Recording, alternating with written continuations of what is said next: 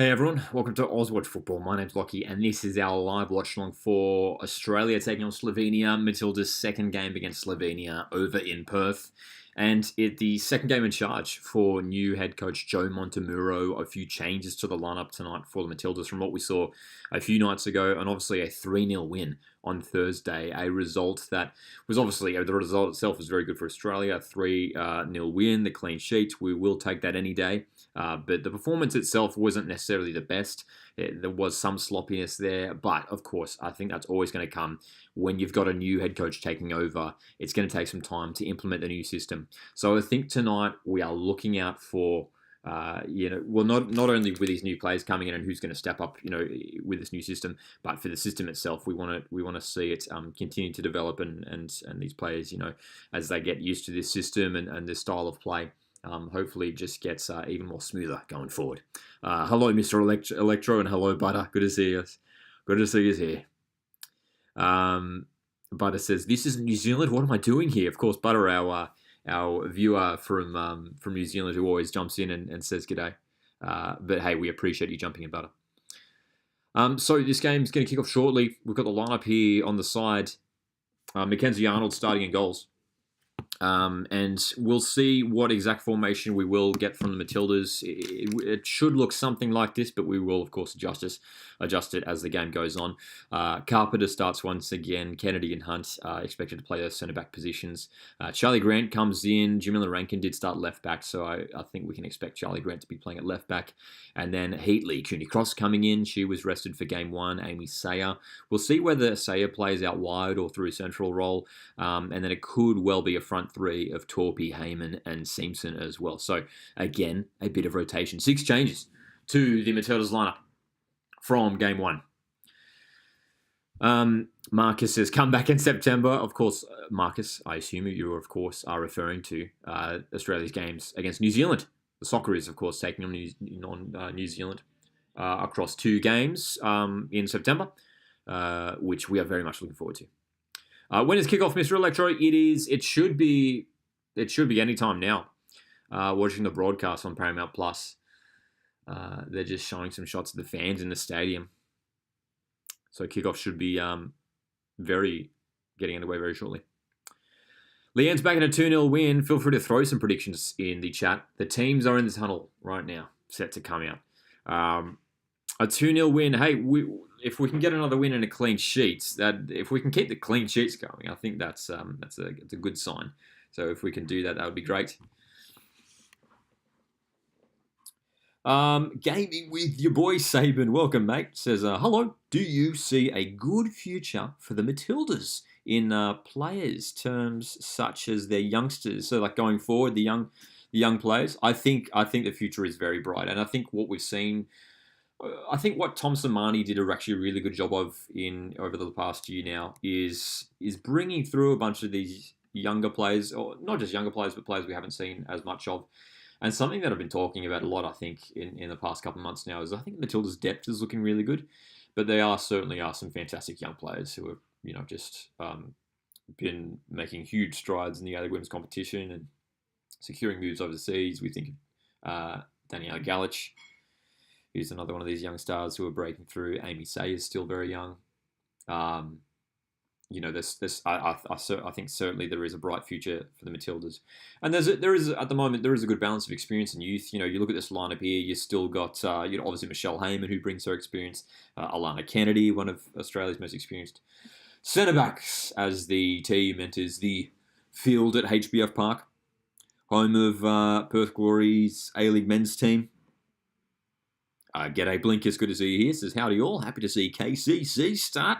She suits what we're trying to do. Absolutely. Cooney Cross, one of our best players. We all know that.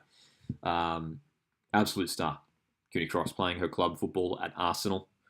And she was rested in game one.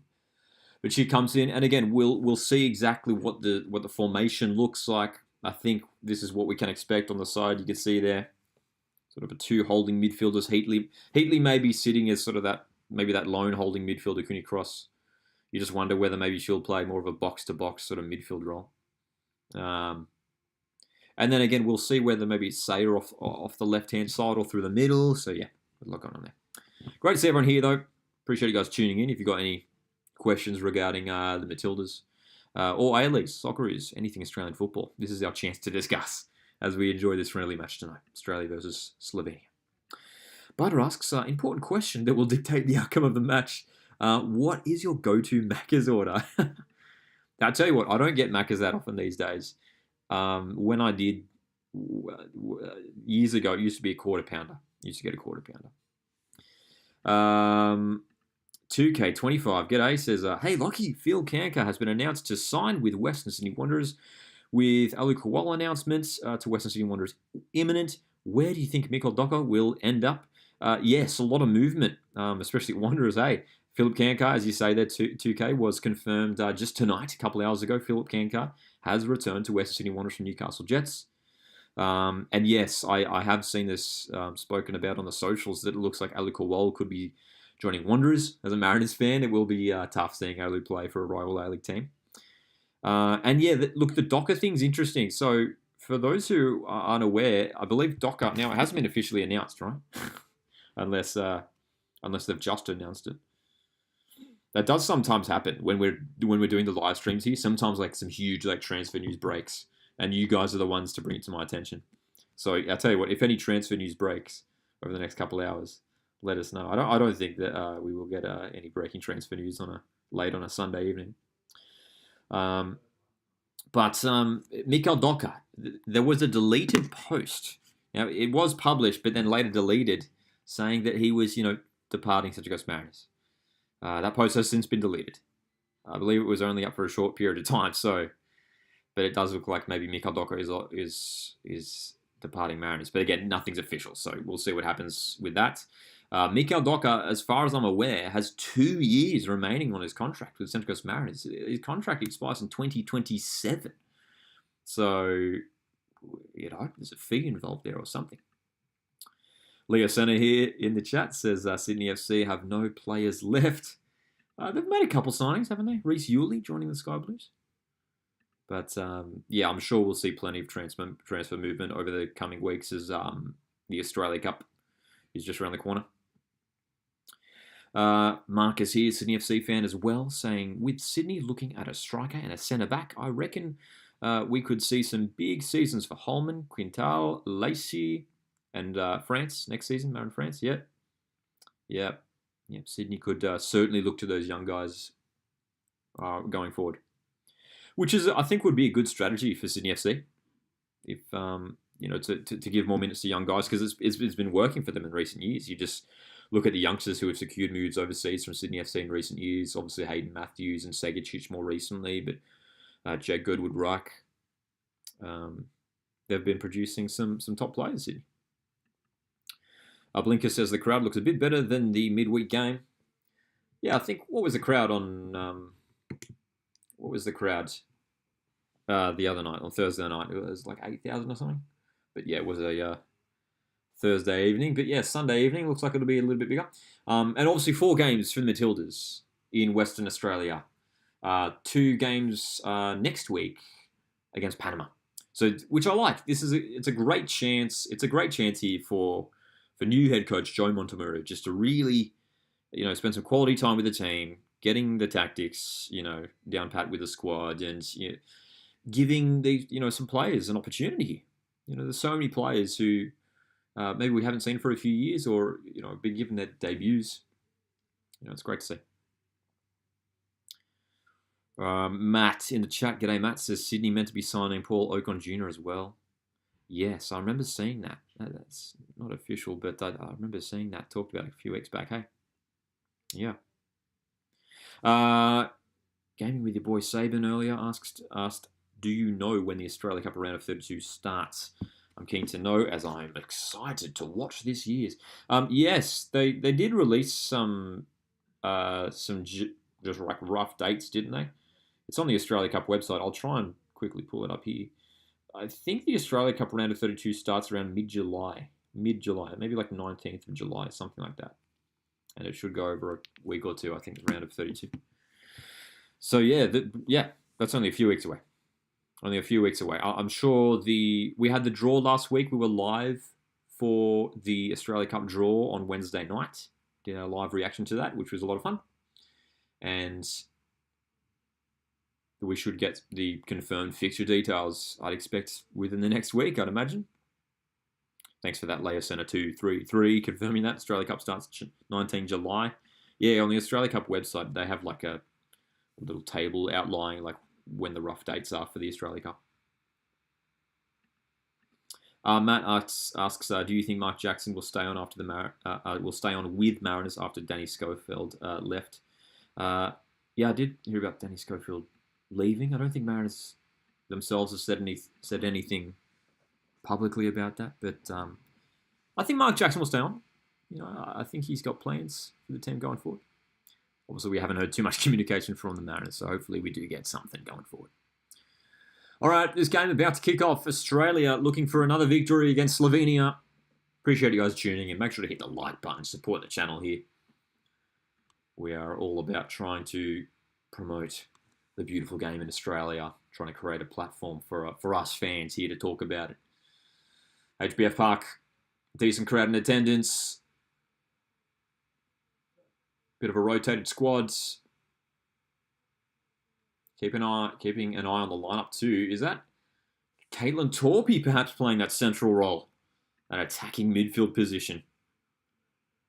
We did wonder, I think, how that front three would line up. It looks like Torpey, Torpey over on the left perhaps.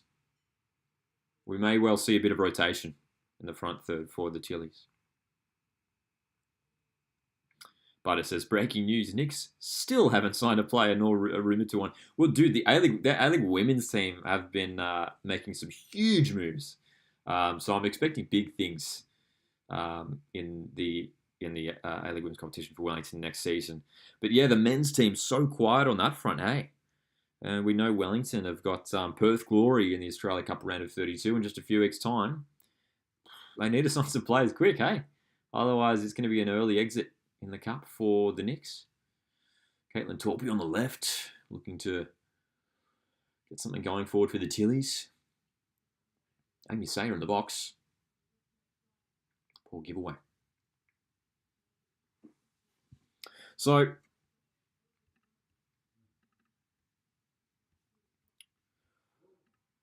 looking at that lineup. Torpey on the left, I think. Remy Simpson over on the right-hand side. Looks like it is Sayer playing through the middle. So, Australia with a bright start there, though. Looking to push high up the park.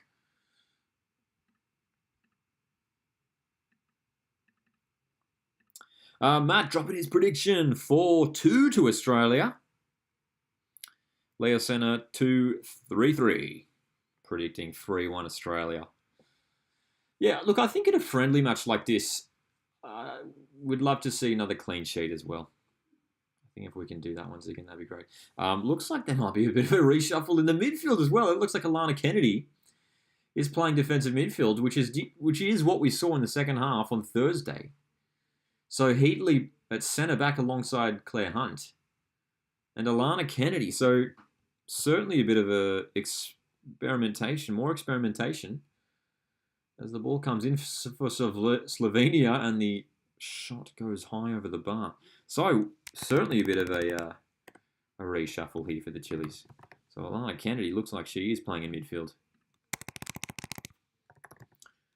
It is Hunt and Heatley, the centre-back pairing. So there's our updated lineup, folks, from what I can see at least.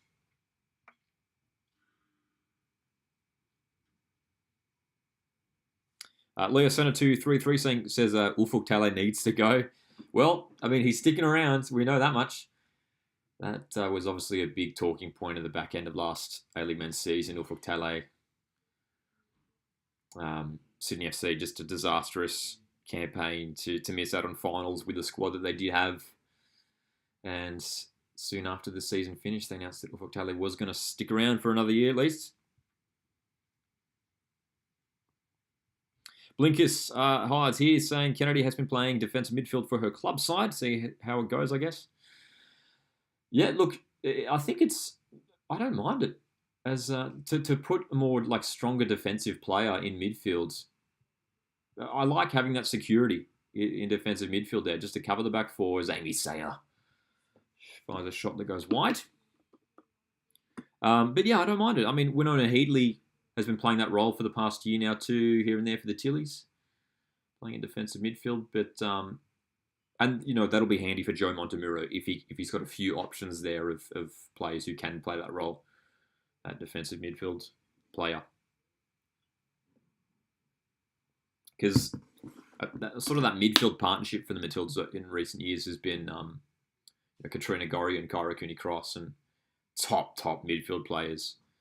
But you bring in like a defender in that defensive midfield area, and like Kennedy or Heatley, and it allows Cooney-Cross, or when Gorry comes back, it allows them a bit more freedom. 5 minutes in, 0-0 so far. Amy Say with a shot that went wide a moment ago. A couple wayward shots for both teams so far. Dude, Slovenia, I tell you what though, we obviously got that 3-0 win on Thursday, which we have to be happy about, a 3-0 result, of course. But Slovenia were very competitive in that game, weren't they? They were certainly pushing us. Nah, in the chat. G'day, how's it going? Good to see you here.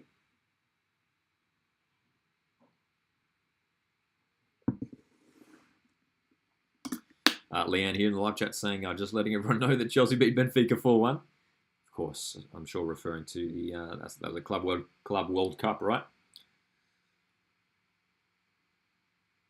Have you guys been watching it? The Club World Cup? Let us know. Have you been watching it, and have you been enjoying it? I haven't been watching it too much personally. I've been keeping up to date with the scores and everything, but yeah, let me know. Let us know. I haven't really been invested in the Club World Cup this year.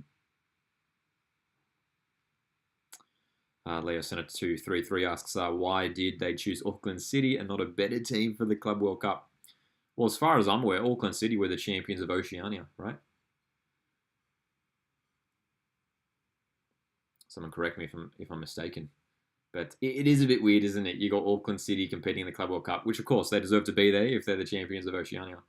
But then you've got, a team like Auckland FC who built a fantastic team for their first season in existence. And that would have been fun to see, in a dream scenario, Auckland FC at the Club World Cup. But yeah, that's the funny thing, hey, with the teams from New Zealand competing in the A-League, they're in a funny position where, they can't go to a Club World Cup. They can't play in the Asian Champions League because they're from New Zealand. So, like, as we saw, obviously, this past year, I mean, in the A-League men's competition, the team who finishes first goes through to the Asian Champions League Elite. Auckland finished first, but of course, they cannot play in Asia. So, that fell to Melbourne City, hey. Viva Auckland City, says Butter. Nama asks, what's your thoughts on Civic Mariners making no signings yet? I'm staying patient. Obviously, the fact that we've had barely any communication from the club in regards to what's happening is a little bit disappointing. There was that announcement last week of those 5 departures, Ali Kowal amongst those departures. And obviously there's been a lot of talk about what's happening with the ownership situation. So I imagine they're just staying pretty quiet while that stuff is getting sorted out. And hopefully once it does get sorted out, and hopefully it does, indeed, turn out all right, then I'm sure the player announcements will come.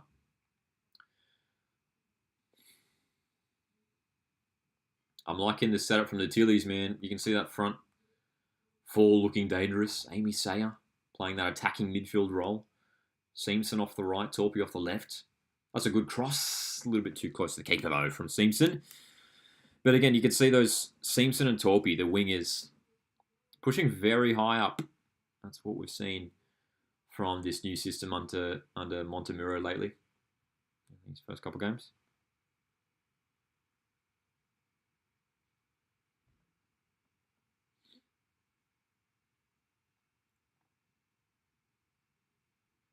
Two games coming up against Panama after this for the Matildas next weekend on Saturday.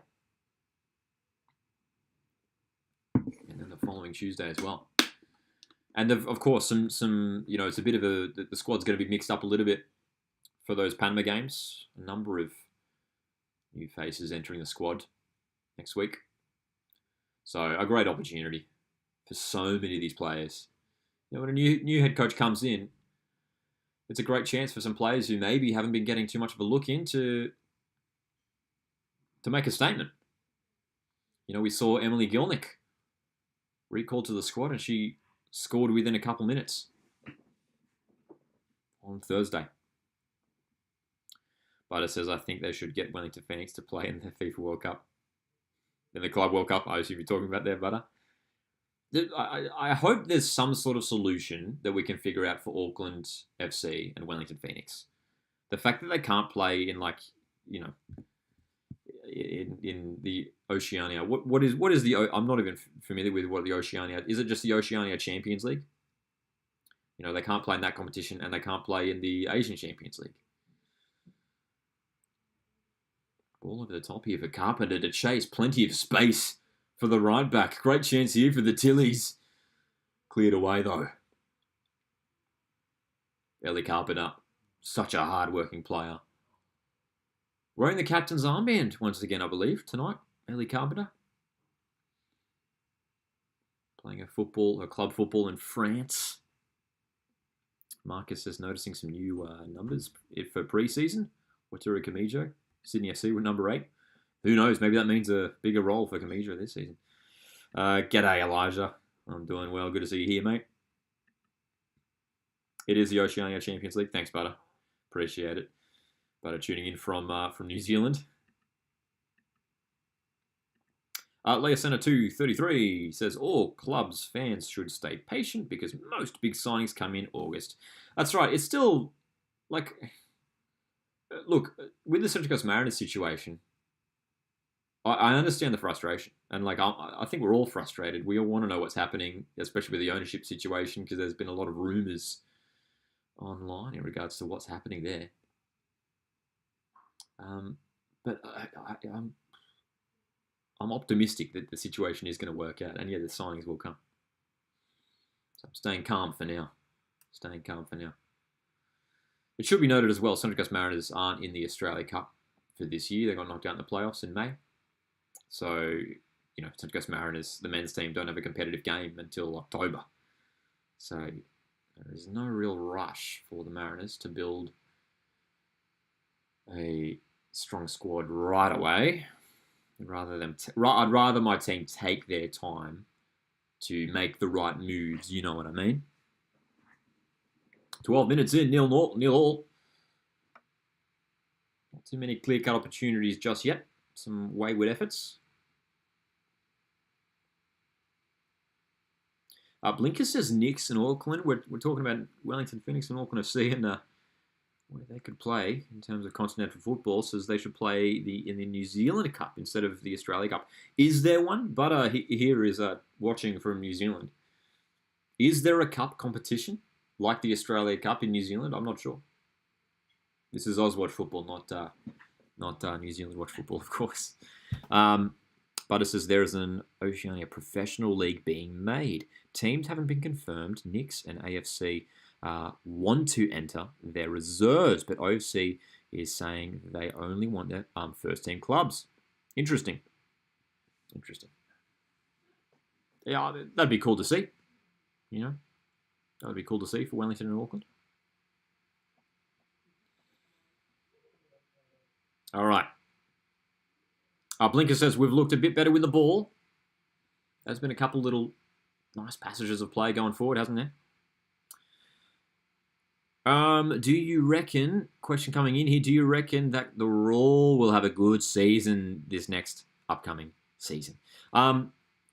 It's early to tell. It's too early to say, but they have been making a couple moves. Some re-signings in the past week. Re-signing some of the defenders, Billity, Ludwig, and Burke Gilroy re-signed. They've brought in a couple of players, McGarry, this midfielder Milorad Stajic as well. I think McGarry especially is a top signing. He was at Central Coast Mariners a couple of years ago. He was at Newcastle Jets, Wellington Phoenix as well. So the signings look decent so far for Brisbane. Not enough to suggest that they're going to really push the top 6 yet. But I tell you what, if they can make some decent attacking signings as well, I think that would certainly help them. They certainly need to sign a striker, Brisbane Roar. Nama asks, do you think the Mariners will sign a new experienced keeper like Redders? Yes, that has been the one that has been spoken about a lot. Not official yet, but Andrew Redmayne, could he be on his way to the Mariners as the corner comes in for the Tillies? Oh my gosh. Free header for Alana Kennedy. And it goes over the bar. What a chance. What a chance. Best chance of the game so far. Great corner from Cooney Cross, though. How is Alana Kennedy just allowed just to waltz into the box? It's completely unmarked. I mean, she'll be disappointed that she wasn't able to get that on target.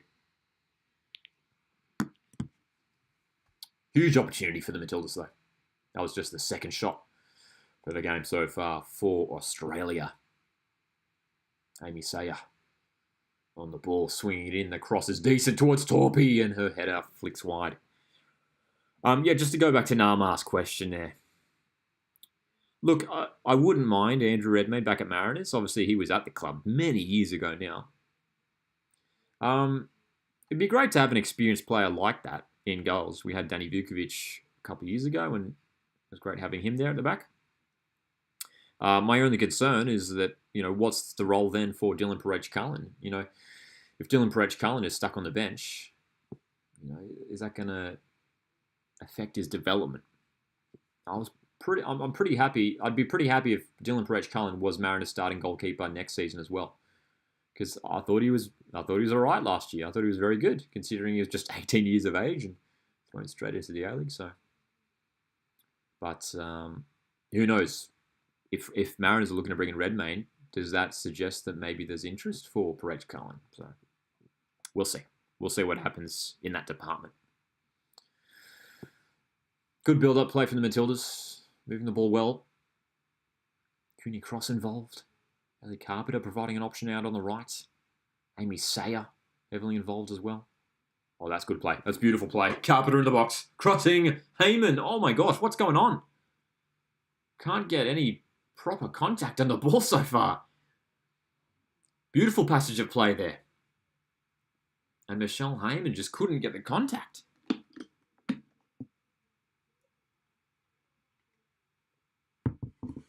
Free kick for Australia. Dangerous position out on the left. Alrighty. What else are we saying here? Butter says there isn't a New Zealand Cup, but we have the Chatham Cup, which is the equivalent, our equivalent, which Nick's reserves and AFC reserves playing. There we go. I'm being educated on New Zealand football here. Leo Center 233 says A-League's going to be boring without Segacic, Kaczarski, Botic, Milanovic, Sapsford, Klamala. Hey, of course, fantastic players last season, all those guys. Some of those guys heading overseas to clubs in Europe. I'm sure there'll be some more heroes. There's always unexpected heroes that step up each A-League season. And that's the fun thing about the A-League, not knowing who it's going to be. And yeah, we'll see. Who knows? Maybe this guy, Luke Brooks-Smith, could be the next one. But asks our thoughts on Luke Brooks-Smith. One for the future at Wellington Phoenix. Hey, he got some decent game time this past season. Cooney Cross's free kick. Hung up again. Headed away. Slovenia just managing to deal with it. But yeah, Luke Brooks-Smith. One for the future. Kaczarski set to join West United, says Marcus. I did see something about that. That was a few weeks ago, though, wasn't it? I don't think we've seen anything else about that. But I remember that was spoken about somewhere. Kaczarski maybe to Western United. Dude, as a Mariners fan, I would love Jaden Kaczarski at Mariners, especially with Alec Kowal departing. Mariners need some attacking reinforcements. I'd love someone like Jaden Kaczarski at Mariners. I think it would be a perfect match for Mariners. I really do.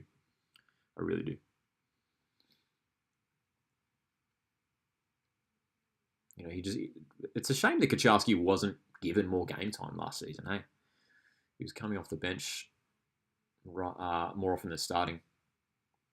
That's the thing. Clubs like Central Coast Mariners can provide. Charsky would be a regular starter at Mariners if he did join. But hey, I'm just dreaming. I did put out a video over on the Coast Watch Football YouTube channel. We're making dedicated Mariners content over at Coast Watch Football, going through 10 players that I'd love to see Mariners sign. Some of those players have already joined new clubs, though, unfortunately.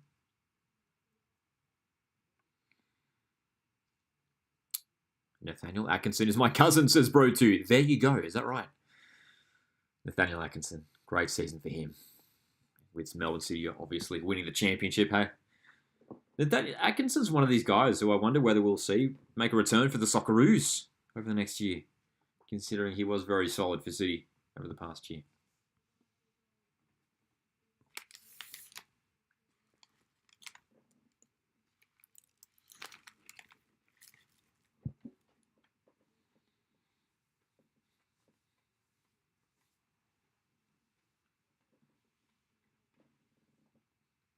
Pretty strong crowd in attendance for this game. Question for you guys.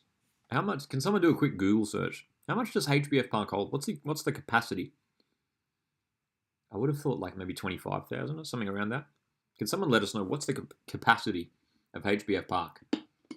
I think I would have guessed around 25.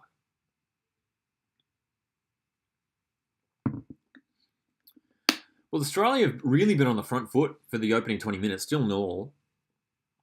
But it's been pretty cruisy so far, hasn't it? Controlling a lot of the play, a lot of possession. I hope he plays for the Roos as Bro 2. I think there's a chance. I think you look at the right back position for the Socceroos. Obviously, Lewis Miller really seems to have that locked down now. Jason Gary can obviously play that role, but Atkinson, I can see him returning. And Atkinson obviously brings that versatility as well. He did spend time this season in the A-League playing in midfield as well. Heyman flicks it on for Sayer. Great chance for Amy Sayer. Oh, across the face and wide. Caitlin Torpy arriving late. Another great chance. Another great chance for Australia, man. Thanks for that, folks. 20K, says Marcus. 20,500, says Leanne, the capacity at HBF. Is that right? I would have thought it was more than that. There you go. Butter says Liberato Kakachi, apparently being looked at by a Prem team, English Premier League team, eh? Liberato Kakachi, formerly of Wellington Phoenix, one of the New Zealand's top prospects, isn't he? Really establishing himself in Italy. That'd be cool. That'd be cool to see. Cooney cross, corner, close to the keeper, and it's out for a goal kick.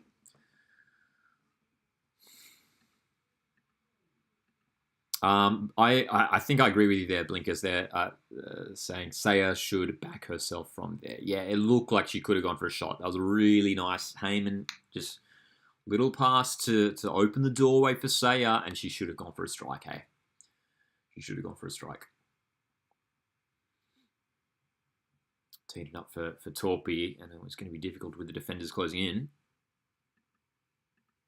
Leo Senna asks, so how is Kaczarski going to join West United when they have a transfer ban? I mean, we'll see what happens with West United and this apparent transfer ban. There's always drama when it comes to the A-League and various clubs. I remember last off-season there was a lot of drama around MacArthur. I'm hoping the Western United stuff gets sorted out. I'm sure it will. We'll see what happens there. So, yeah. I hope for their sake, man, that that does get sorted out, of course. Of course.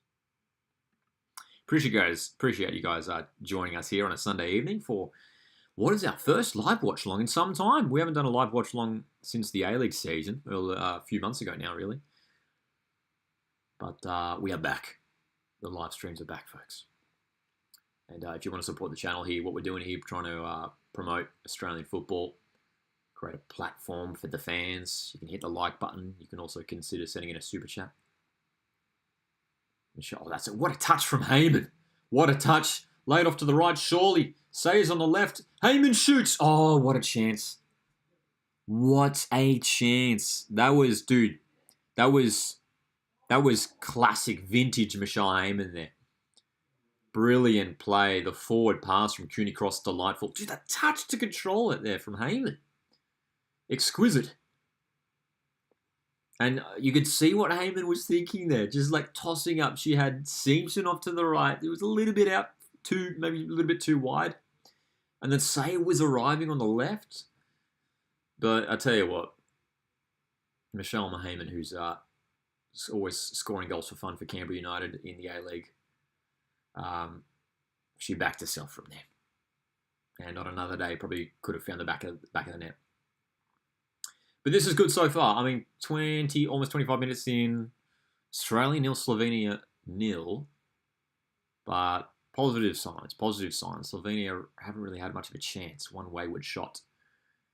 But Australia, it's been pretty dominant so far. Some really nice play. I mean, Kyra Cooney Cross, I think, showing her class already as well with some nice passes.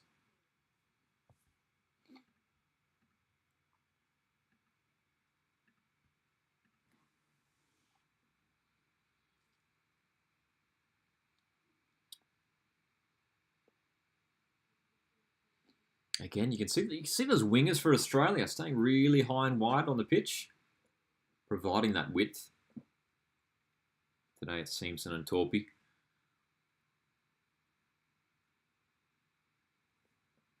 It's great to see Holly McNamara pick up her first goal for Australia on Thursday evening. Australia, Joe Montemurro is really going to be spoiled for choice for strikers when Sam Kerr returns. You got Sam Kerr. I think Michelle Heyman certainly is in the mix as that more experienced option, and then Holly McNamara, who we know is one of the stars of the A-League Women's competition. Over the top here, the offside flag is up. That looked close, dude. Torpy offside, but I thought she timed a run there. Thought she might have timed that.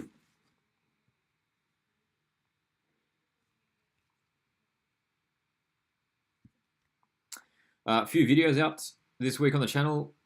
Yesterday we put out our weekly transfer recap video, going through all the biggest transfer news headlines surrounding the A-Leagues and the Aussie players abroad. Make sure to check that out if you haven't done so.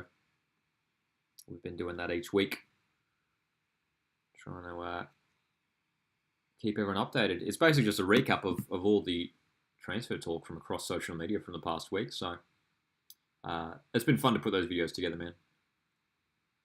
Because, yeah, I think, as we know, in Australia, there is not enough mainstream media coverage of the beautiful game in Australia. So we have to do it ourselves. We have to take it into our own hands. Leo Senna says, I can't believe Caceres. Yeah, I assume, obviously, being a Sydney FC fan there, Leo, referring to Caceres, making that big switch. That was a big move this past week, wasn't it? Anthony Caceres to MacArthur FC from Sydney FC to a rival Sydney club. Again, following his former Sydney teammate, Luke Bratton, who made that same switch a year ago. You now look at MacArthur for this next season, that in midfield, they've got Anthony Caceres and Luke Bratton. You know, that was Sydney FC's midfield for a few years there, wasn't it? So, top signing for MacArthur, man. The Bulls always make decent signings each year. They always bring in some really promising signings. It's just, I mean, they've obviously had success in the Australia Cup in recent years, but you just wonder when it's finally, for MacArthur FC, when it's finally going to translate into league success, because they've just suffered from inconsistency a little bit too much. You know, finished, 8th last season. The season before, they were 5th, I think, weren't they? But then crashed out in the elimination finals to Sydney FC the season before. So I just wonder if MacArthur are finally this season, with some good signings like Anthony Caceres, Harry Politidis, Callum Talbot as well from Melbourne City. The Bulls could be one of those teams to really push up this season. So, but hey, we say that every year, and then they seem to just fizzle out. So we'll see. Marcus says Caceres didn't want to stay at Sydney, but wanted to keep living in the city. Yeah, and it sounded like Sydney FC just weren't prepared to offer him another contract. Obviously, Sydney FC trying to build a really strong squad with some big names and trying to balance the budget, I'm sure, as all A-League clubs are, and perhaps wasn't realistic to keep Caceres around. 32 years of age now, Anthony Caceres, still a Socceroo, of course. But that's a great pickup for MacArthur. He was one player that I would have loved to have seen back at Central Coast Mariners. It did seem a little bit unrealistic, but that would have been fun. But yeah, still one of the top midfielders in the A-League, of course, Anthony Caceres.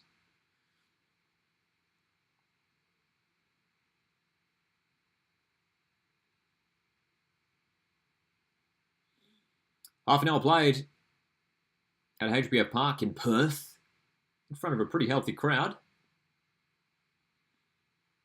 Is 4-2-3-1. I mean, what kind of formation do you want to call this? A 4-2-3-1? 4-3-3?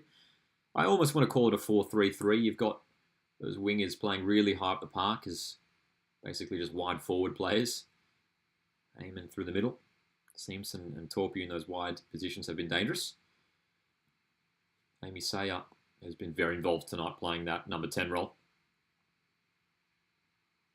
Leah Center 233 says also sad about Anas Wahim's departure. Yeah, no, it is. It is. Anas Wahim. I remember watching him when he first came to Sydney FC last season, and in the Asian Champions League 2, and I was like, this guy's top. He looked fantastic, man. He looked very, very good. And I was expecting him to have a huge season for Sydney.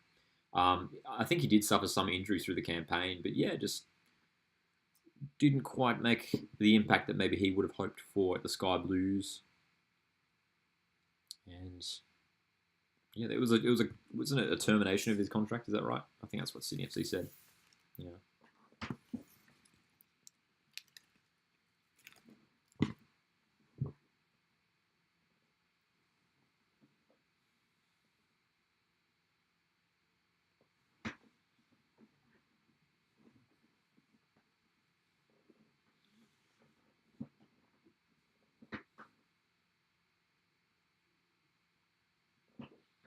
About 5 or so minutes now since the Matildas have really created an opportunity. Charlie Grant from left back trying to get involved.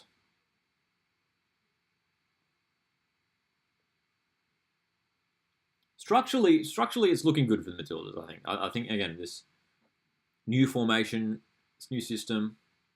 Well, to be fair, the formation isn't necessarily all that different from what Tom Samani was playing. Here we go, Heyman, great chance. Heyman into the box. Shot blocked. We should, of course, give credit to Slovenia, who have been defending pretty well so far to keep Australia scoreless after half an hour.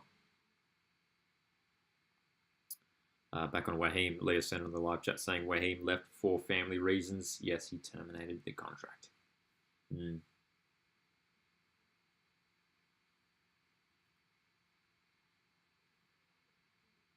Yes, I mean the Sky Blues have a bit of recruitment to do in those attacking positions, don't they?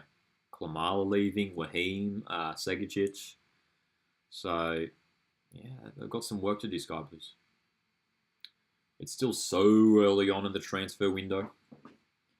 So of course, all the discussion, as it always is in off-season, is around transfers. But yeah, there's still so much time.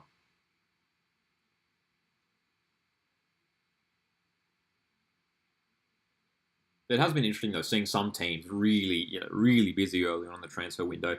Wellington Phoenix have been building their A-League women's team with some huge signings already so far. Some international signings. Perth Glory's men's team, they've been busy. Brian Kaltak, Scotty Wooten, Sam Sutton. Who else did they bring in? There's one more Callum Timmins is back at the club. So Glory have been busy early on. It's always interesting. Some teams love to make those early moves. But then you'll see other teams who, even a month out from the season, they might be bringing in some players late on. Amy Sayer with a bit of space and shooting. Bit of a tame effort off the left foot there. Not enough power on that. Marcus says Klamala's joined FC Sol. Is that right? There you go. There you go. Didn't know that. Top signing.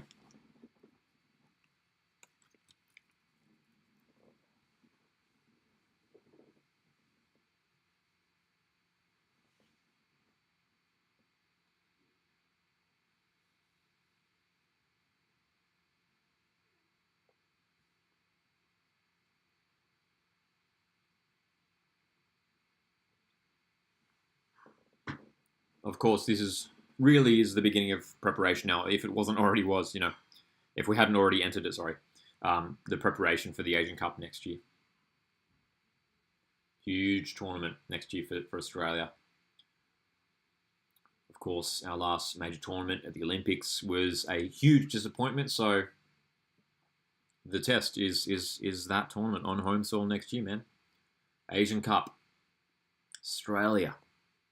Can we lift the trophy? It'd be huge. I do think Joe Montemurro is the guy to do it. And I just wonder, as we know, Thompson Marnie was in charge of the team for a considerable period of time as an interim coach. Maybe Football Australia really did have their eyes set on Joe Montemurro for quite some time. They just had to wait for his the club season to finish up. Leoson 233 again chatting about Sydney FC here. Are Reece Yuli and Akola Khan going to be good? They've played like 25 games combined. Well, Akola Khan he's still very young, isn't he? 17, 16, something like that. So he's certainly one for the future. Slovenia coming forward here. Strike. Good block by Winona Heatley. Still there for Slovenia. And that's good defending from Heatley. Good defending indeed. Just back to your comment there, Leo. And Reece Yuli, he looks like a decent signing. I've seen glimpses of him. And I think he will be a good signing for Sydney FC. But yeah, I think both players for the future. Both players for the future. Young players with a lot of potential there.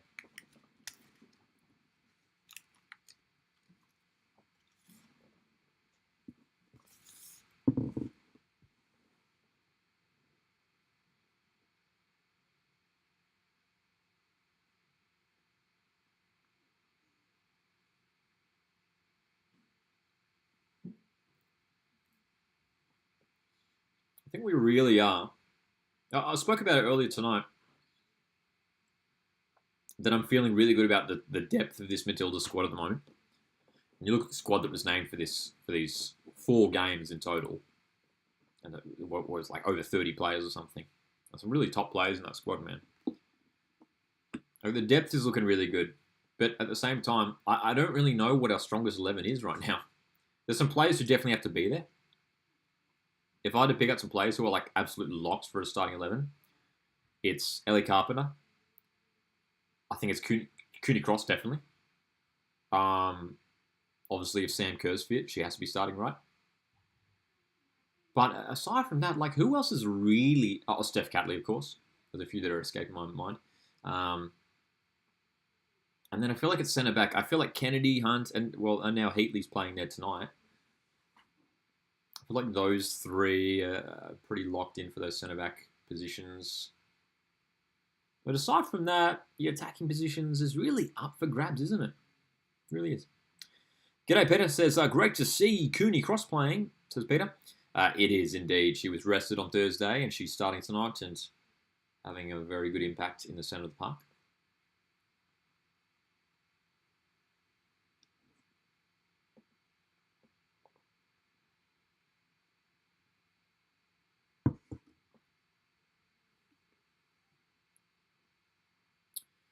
Remy Simpson. We haven't really been able... The past 10 minutes now, I mean, for the first sort of half an hour of this game, we were pretty much in control and creating some good opportunities here and there, but for the last 10 minutes, Slovenia have really evened things up. We haven't had too much going forward. Leo Center 233 says Tilly's missing key players, but doing well in recent matches. I've been surprised how they're doing well without Sam Kerr, Mary Fowler. Mary Fowler's the other one I forgot about as well. I think she's probably a lock for the starting 11. Playing a club football over at Manchester City, of course, Fowler. But yeah, it's not, dude, and it's obviously going to be a huge moment when Sam Kerr returns, finally. Hopefully in the near future. We know Sam Kerr has been with the squad training. We don't know training to, how much training she's actually doing, of course, but it's great that she's just at least, part of these camps. Caitlin Ford, the other one who's not part of this camp as well, yeah. Yeah. I keep forgetting about these players, man. Caitlin Ford's the other one. Top winger. Yeah, Caitlin Ford, Mary Fowler, probably locks for the starting 11 as well, hey? But again, that's why these matches are such a good opportunity to give these players who maybe don't get as much of an opportunity as usual, a chance to shine. I think Amy Say has been very good for Australia. She was very good in those couple of games against Argentina last month, and she's been pretty lively tonight as well. Butter asks thoughts on rumours Bev Priestman will coach Nick's women next year. I think I did see that, yeah. I think it looks like a pretty decent move, eh? Bev Priestman was at Canada, right? Recently.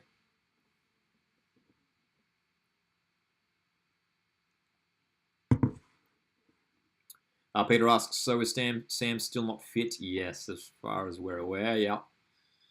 Still recovering.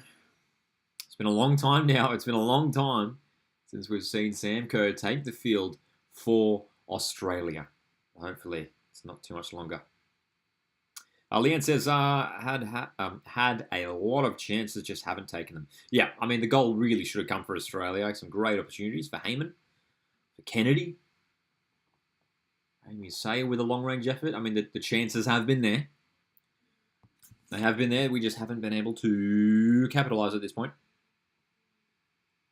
Hey, I really appreciate you guys joining us for this live watch-along. This is our first live watch-along here on the channel for a few months, so I appreciate it. Make sure to hit the like button if you want to support the channel. You can also consider sending through a super chat. Hope you guys have had a great weekend, wherever you are tuning in from. And we're keen to keep the live streams going and the live watch-alongs. We've got the Australia Cup in a few weeks' time. We'll certainly line up a few live watch-alongs for that, so stay subscribed if you want to catch those. With some great matchups in the Australia Cup. We were talking about it when we did the live reaction for the draw on Wednesday. So many matchups to be excited about. I'm really pumped for Apia Leichhardt, Melbourne City. I think that's going to be huge. Peninsula Power from Queensland are playing Auckland FC. Auckland are in the Australia Cup for the first time ever. And then we've got a few All A-League matchups in the round of 32. Western Sydney FC. We've got Perth Glory, Wellington Phoenix. So a distance derby in the Australia Cup round of 32. And Newcastle Adelaide as well.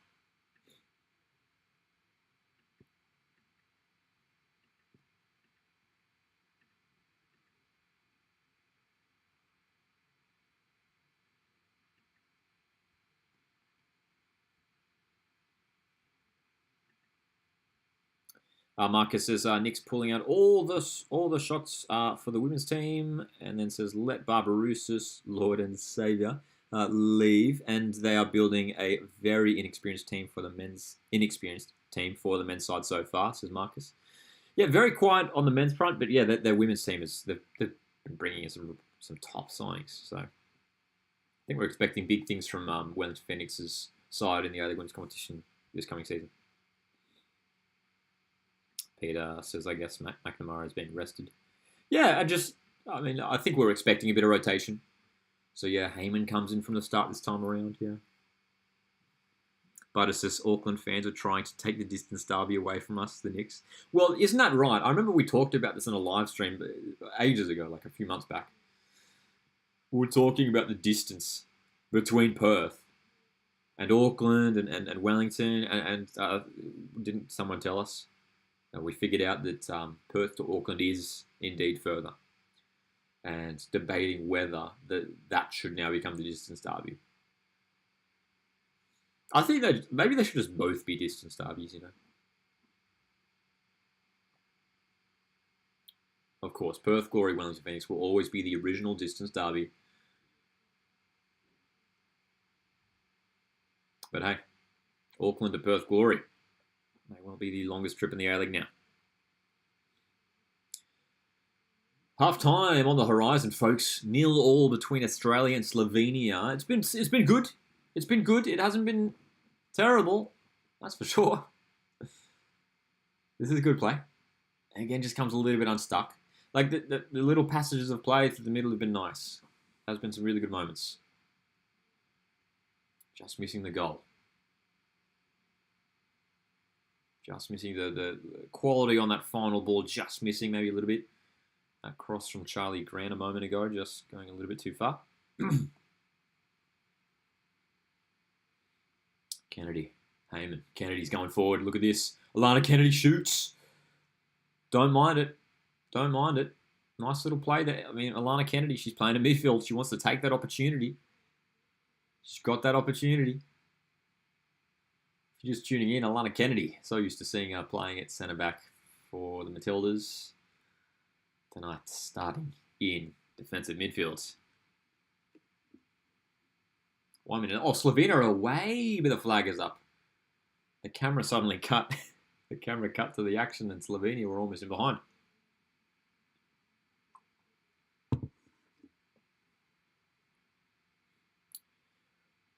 What else are we saying here in the live chat? Lego Center says Alex Baum-Johan is crucial for Sydney's squad rebuild. Yes. What's his role again at Sydney? I always forget. But he is involved in the recruitment, isn't he?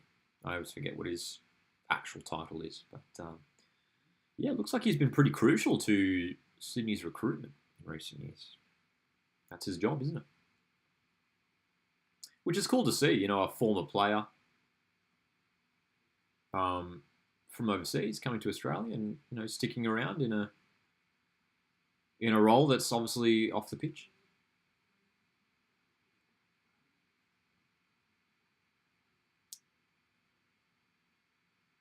Just the 1 minute added on here in injury time.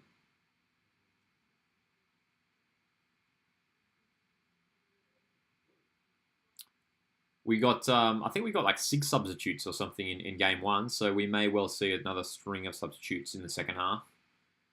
Just wonder whether maybe Montemurro will be tempted to tweak things even at halftime. Here's the teams heading to the sheds. Halftime in Perth, 0.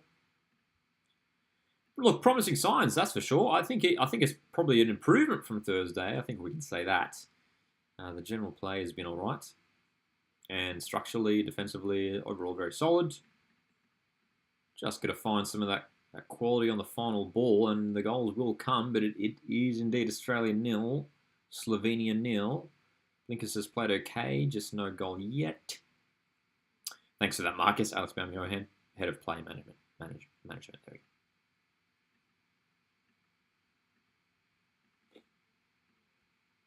So, 0. Half time. Let's do a bit of Q&A here. If you guys have any questions regarding the Matildas or anything A-Leagues or even Socceroos, feel free to throw it in the chat. This is our chance to discuss.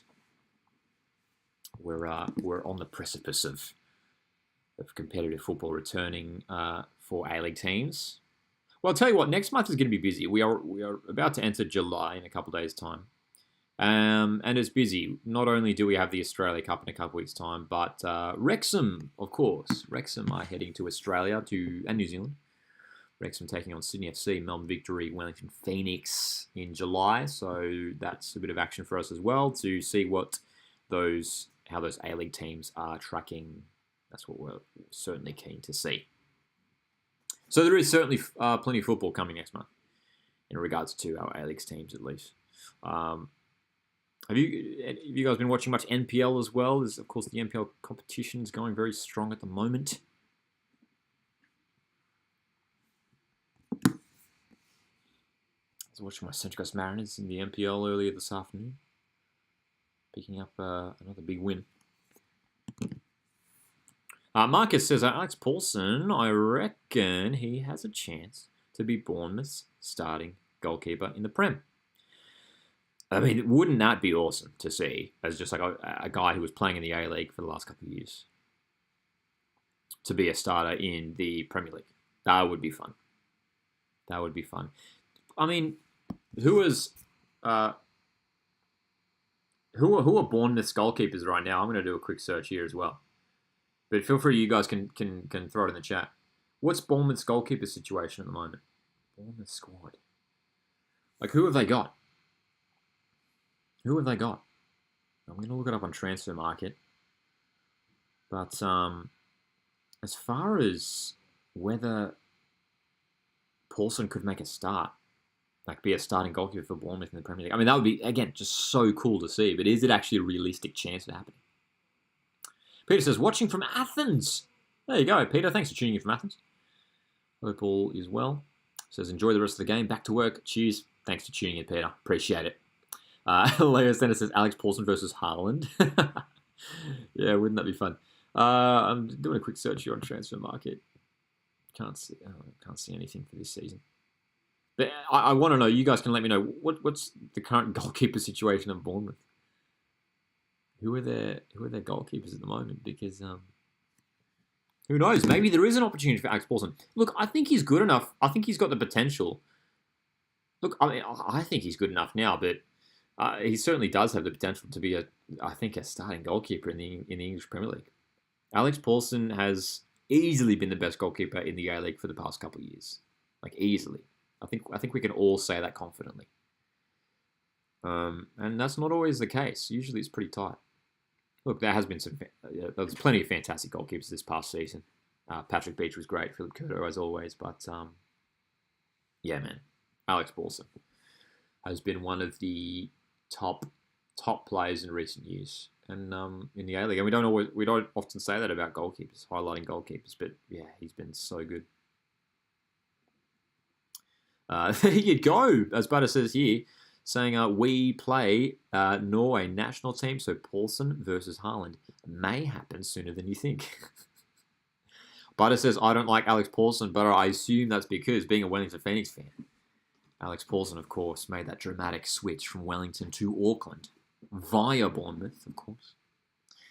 That was one of the big dramas heading into the past A-League season. Alex Paulson was a massive part of Wellington Phoenix's success in the 2023-24 season, and then, soon later he was playing at Auckland FC. Great question, Blinkers. Let's talk about Socceroos captain Matty Ryan. Blinkers asks here, where do you think / hope Matty Ryan will end up? Well, there was something, I highlighted it in the transfer recap video that I put out here on the channel yesterday. There was a post on X from Jack Kelly, who I believe is a journalist in the UK. But this was shared on X that apparently Fulham were interested in Matty Ryan, English Premier League side, Fulham. I think I saw something, Ozfoot HQ shared something on X as well, that apparently there was some news that Copenhagen, I think, FC Copenhagen, were interested in Ryan, who, Ryan was there previously.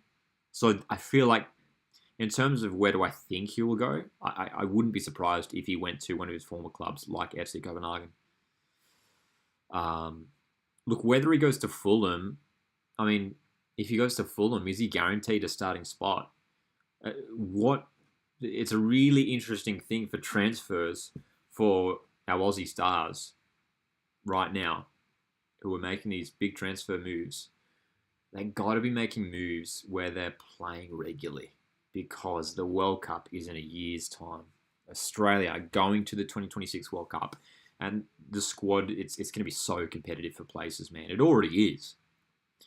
But you can't afford to not be playing.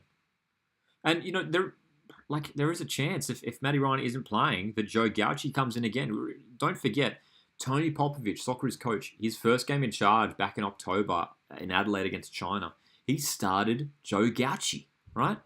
He started Joe Gauci ahead of Matt Ryan. Matt Ryan, the captain of the team, was sitting on the bench. So there is a chance. That we could see that again. But having said that, Joe Gauci needs to be playing regular football as well. The stats from the broadcast saying that Australia have had 62% possession. There you go, controlling plenty of the ball. 8 shots, just the 2 on target for Australia. 3 shots, 0 on target for Slovenia. And just on those stats, I mean, that's certainly what we have heard that Australia are going to be doing more of. The Matildas controlling more of the ball, playing a possession-based game. There you go, 62% possession. In terms of going back to Bournemouth, we're talking about Alex Paulson at Bournemouth. Thanks for this, Marcus, saying Bournemouth have Neto. Kepa left for Arsenal. Yeah, I did see that. So Kepa was there last season, wasn't he?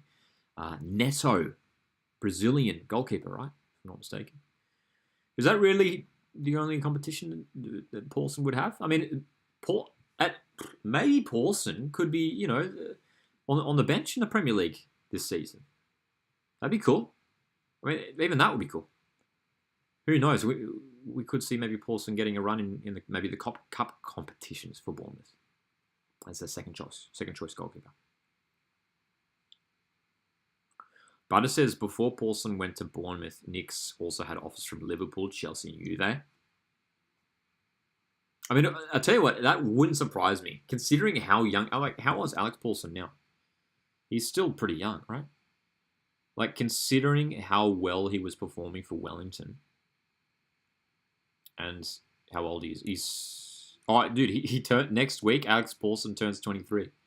He's 22 now, but he turns 23 on July 4th. So, about to turn 23. Still so much potential, man. So, yeah, it wouldn't be surprising me if some big clubs in world football were interested in the New Zealand goalkeeper.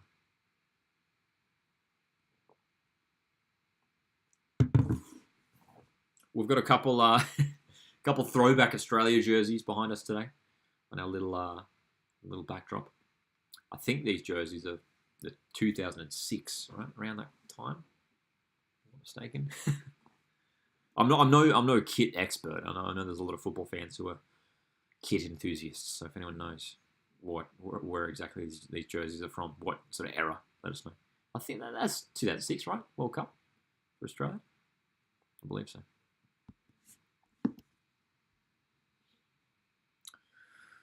Another question now becomes, will we see any rotation in the second half for Australia? Players on the bench. We've got plenty of options. Micah and Jada Wyman are the backup keepers on the bench. Courtney Nevin, Natasha Pryor, Chloe Berryhill, could come off the bench. Emily Gilnick, Hayley Rasso is there as well. Holly McNamara, who scored on Thursday. Alex Chidiak, Rankin, Nash, and Murphy as well. I mean, we'd love to see a few of these players who didn't feature on Thursday. We'd love to see Berryhill come on. Jessica Nash from Central Coast Mariners. Would be great to see her to get some minutes. Alana Murphy, we could see her come on as well. It'd be hopefully across all four of these games. We've got the 2 games against Panama next week. Hopefully, literally everyone gets some time on the pitch for Australia. But so far, halfway through game 2 for Australia for the Joe Montemurro era, it's looking pretty good. And it's going to be really interesting to see what matches Australia are able to line up over the next year in the lead up to the Asian Cup, which of course is in March, I believe, next year. It's going to roll around. It's going to roll around quick, folks. That's for sure. Some exciting tournaments actually coming for Australia. We've got the Under-20 World Cup. Of course, Australia will be going to the Under-20 World Cup in Chile in September. So that's some football to look forward to, that's for sure. Plenty of A-League stars. I'm sure we'll be heading over to that competition.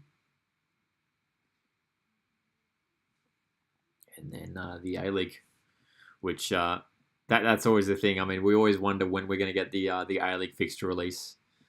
I don't know if you guys ever do this. I always go back and look at previous seasons and find what date they announced the A-League fixtures. I think last year wasn't it like late July or something? Or August? Early August maybe? It might have been later August actually. But yeah, we're always eagerly awaiting the fixture release as well, so we can start looking forward to the A-League season. Butter says, looking forward to the Knicks kit release to drain my account. Now, Butter, is that right? The Knicks shared something about that the other day? Am I just making that up in my brain? Wellington Phoenix. I thought I saw on their socials that they did make a post sharing something about the black and yellow stripes. So yes, yeah, they did indeed. July 10. There's a post from Wellington Phoenix a couple of weeks ago now. Saying on the 10th of July, it's just the date, 10th of July, and it's just these yellow and black stripes. So there you go, buddy. Yes, thank you. Correct, indeed. So there we go. We could be getting our first new kit reveal from an A-League team in a... That's still a couple weeks away. Yeah. Back in stripes, says Butter. You happy about that, Butter? You happy about that? Yeah, I think it's cool. I think it's cool. Wellington Phoenix last season had predominantly just a yellow kit. But that'd be cool to see them go back to the stripes. I mean, well, to be fair, we do have a few teams now that do have stripes. Maybe it would be cool to see a bit more, something different. Because you've obviously got Auckland FC with the blue and black stripes. You've got a few teams now with those stripes. Western United with the stripes now as well. Yeah.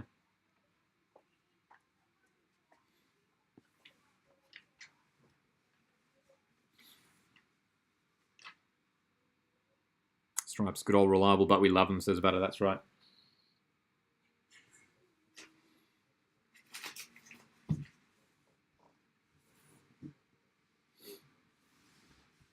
It's pretty early for a kit release too, July. We don't usually see kit releases that early. We usually get them a little bit later. But looks like we'll be getting that Wellington Phoenix kit on the 10th of July.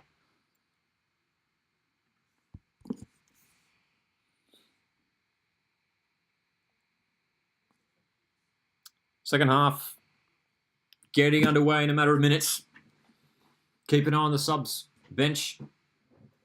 Might see some changes at halftime. Sort of this 4-3-3 formation has been working well for the Matildas so far tonight. Players are back on the pitch. Broadcast is back on. Appreciate you guys joining us for this live watch along. Hit the like button. Support the channel. Appreciate it.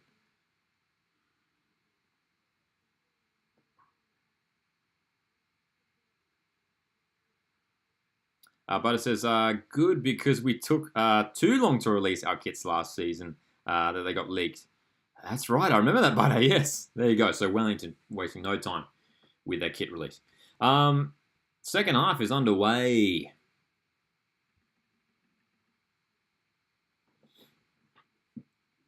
It at HBF Park in Perth.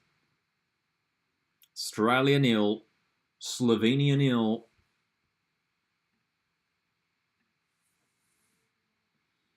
Have we got any subs?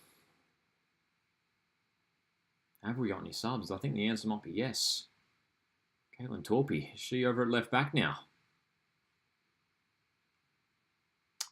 Perhaps not. Charlie Grant's pushed up the pitch, but perhaps just for the time being. It may well be the same lineup of players.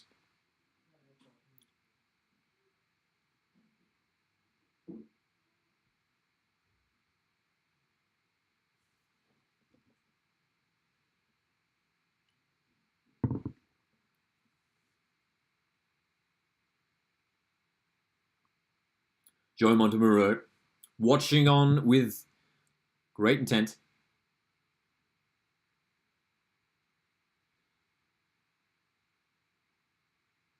I'm sure learning a lot from these couple of games so far of what this team can do, how this system's working. You can see here Australia at front three, really pushing up high. Saya sitting centrally in that number 10 role. I like the system, man. I think it's got a lot of potential to be really dangerous moving forward for Australia, and to really click with these players. I like it. I like it.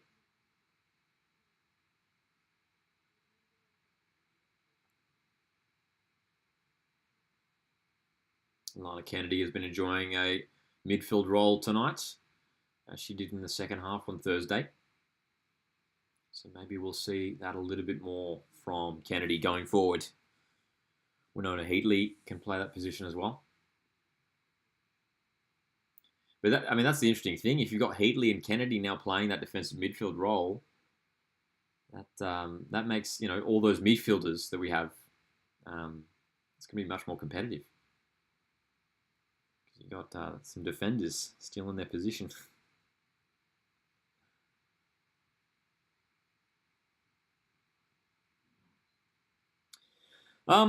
Marcus here asks, who is one player each A-League club should try to sign? It's a big question. I can try and give you some off the top of my head now. I think you look at Melbourne Victory. Well, wasn't there some rumours that Melbourne Victory were linked with Jason Davidson? I don't know if there's anything concrete to that or no, whether that's just a rumour. But I think Victory need to sign a left back, obviously with Casey Boss departing. You look at, we were talking about Sydney FC earlier there, Marcus. I think you look at the forward positions. There's so many positions I think Sydney FC need to strengthen, but up front, they're going to bring in someone. But in terms of specific players, that's a tough one. You put me on the spot. You're putting me on the spot. But it says missing Griddle. Yeah, aren't we all? Griddle, for those that don't know, the A-League player guessing game. It was run by Ultimate A-League. New game every day. And we would play it during halftime on our live streams here. No more Griddle. So yeah, forward for Simpson. Right idea with the pass, execution wasn't quite there, and that's sort of been the theme tonight, like with really nice little moments for Australia, but ultimately just not quite clicking in the final third just yet.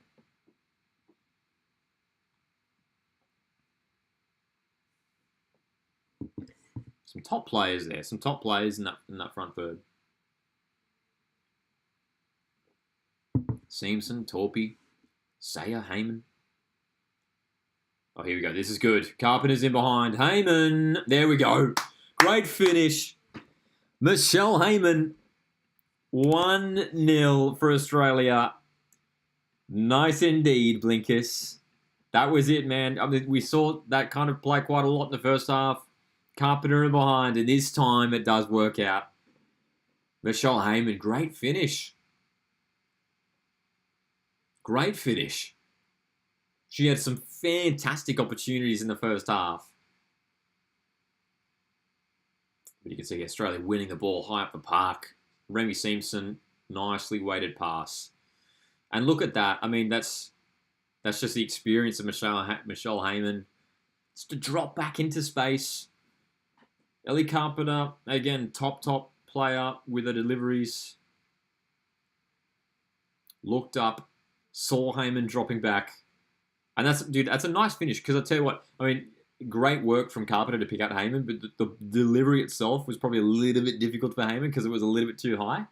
So she did really well just to steer that into the back of the net. But Australia lead shortly after halftime here. 1-0 Michelle Heyman. Another goal for Michelle Heyman, Canberra United striker.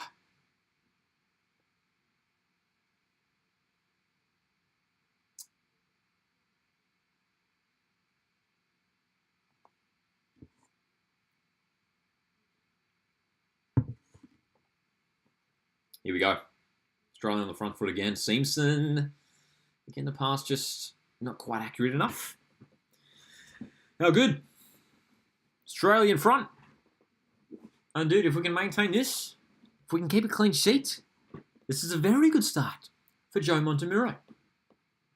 So, it's good. It's good stuff, bro. Very good stuff.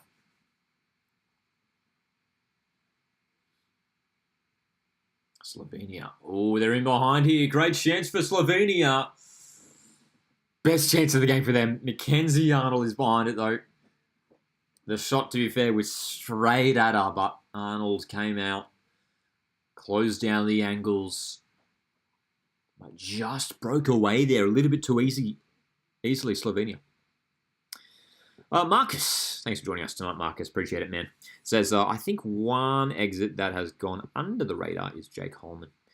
Big departure for the Bulls. And hopefully he does, have some success overseas, Jake Holman. He's a top player. But MacArthur, I mean, what a replacement to bring in Anthony Caceres, who will pretty much play that Jake Holman role. Very similar kind of player. So, yeah.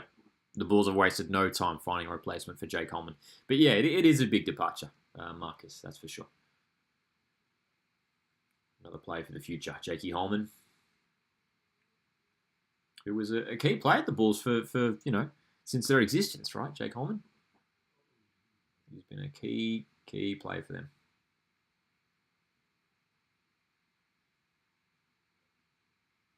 Australia 1, Slovenia 0. Michelle Heyman has been scoring goals for Australia for many years now and adds another one to the tally. Dude, how about the drip from Joe Montemurro? The white sneakers. The fresh white sneakers. The dark suit and the fresh white sneakers. Joe Montemurro certainly owning it when it comes to the to the sideline drip.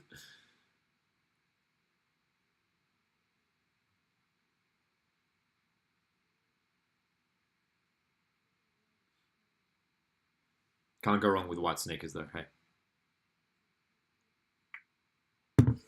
Newey Jets footballs here in the chat. I've been well. Hope you have been well. Also, Newey Jets, good to see you here, man. It's been good. We've been enjoying this game so far. Especially now that Australia are indeed in front, 1-0. Michelle Heyman scoring. Second game in charge for Joe Montemurro. Australia, there's a sense of confidence now moving forward. Simpson's surely onside. She is. Simpson, surely. Oh, no. Oh, no. There's not much we could say about that, unfortunately, from Remy Simpson. That's the third time this half already. In 10 minutes, the Remy Simpson's delivery has been off target, and that one was, that's not one you want to watch back. That cross was not anywhere near the goal. Yeah. Newey Jess asks, do you feel Perth are building something special for next season? Seems like it to me. Well, they've been very busy early on, haven't they? Brian Kaltak, obviously a huge signing. He's one of the top centre-backs in the A-League. Scott Wooten, Sam Sutton from Wellington Phoenix. Callum Timmins is back at the club. Is there anyone else missing already for Wellington? It's been good. They've been very busy early on, and we'll see what other moves they make this off season. But they obviously have to make some big moves to try and push up the ladder, Perth Glory. They have to try and break out of this. They've just been sitting at the bottom of the ladder for too long now, Perth Glory. So it's good to see them making these big moves. But will that translate to success? It doesn't always. That's not always the case. That's what we learn. That's what we learn from watching the A-League year in, year out. You can be super busy in the transfer market. You can bring in heaps of players. You can bring in some quality names as well. But that doesn't always translate to success. So that's the task now for Perth Glory head coach David Zulic. But having said that, the signings have been good. So, yeah.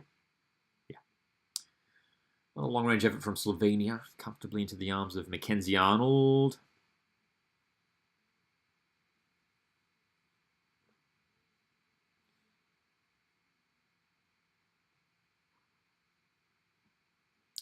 A little bit more space for Australia going forward now. Hey, Charlie Grant, Cooney Cross, good play. There is Simpson.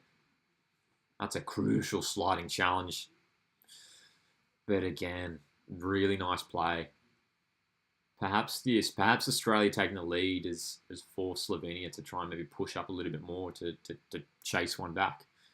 But that has meant there's more spaces opening up. And that's a good cross for Australia, and that should be a corner. It is. Australia on the front foot at HBF Park.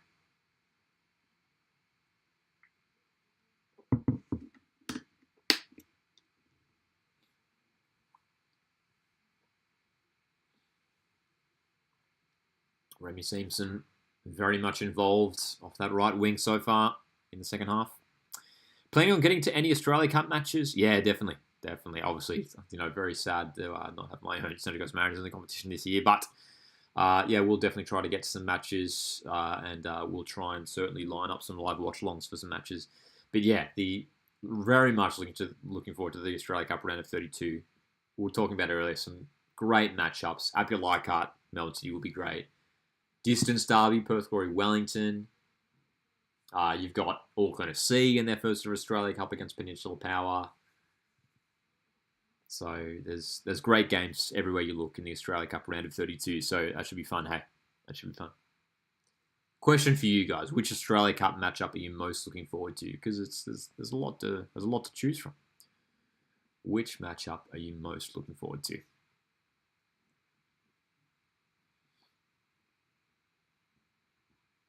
We love the Australia Cup, man. Always a fun competition.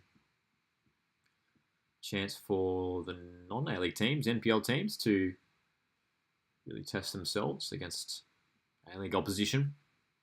And who knows, could this be a year where we see a non-A-League team push all the way to the final?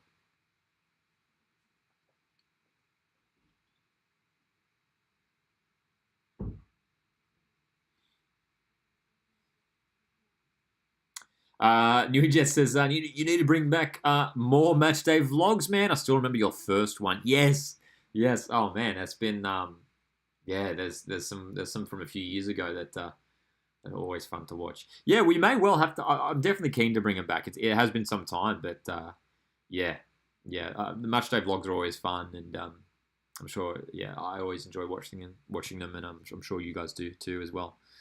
Watching matchday vlogs, even just from the Premier League, from leagues overseas, and I think doing matchday vlogs. I mean, it's great that there's other content creators who obviously do vlogs of A-League games. I think it's a great advertisement for the league, just to give people a glimpse from the fans' perspective of what it's like going to an A-League game, and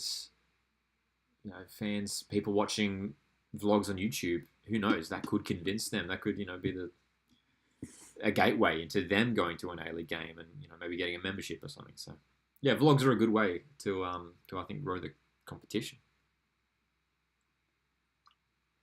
So yeah, I mean, if you guys are keen to see more matchday vlogs on the channel, feel free to let me know. Yeah, we'd definitely be keen to bring it back. Keen to get to more games next season, more away days. Blinker says I should definitely do matchday vlogs for the Asian Cup next year if you can. Yeah, I did a couple of vlogs for the Women's World Cup in 2023. I remember I went to a few games for that. That was fun. But that's a good suggestion as well, there, Blinkers. Yeah.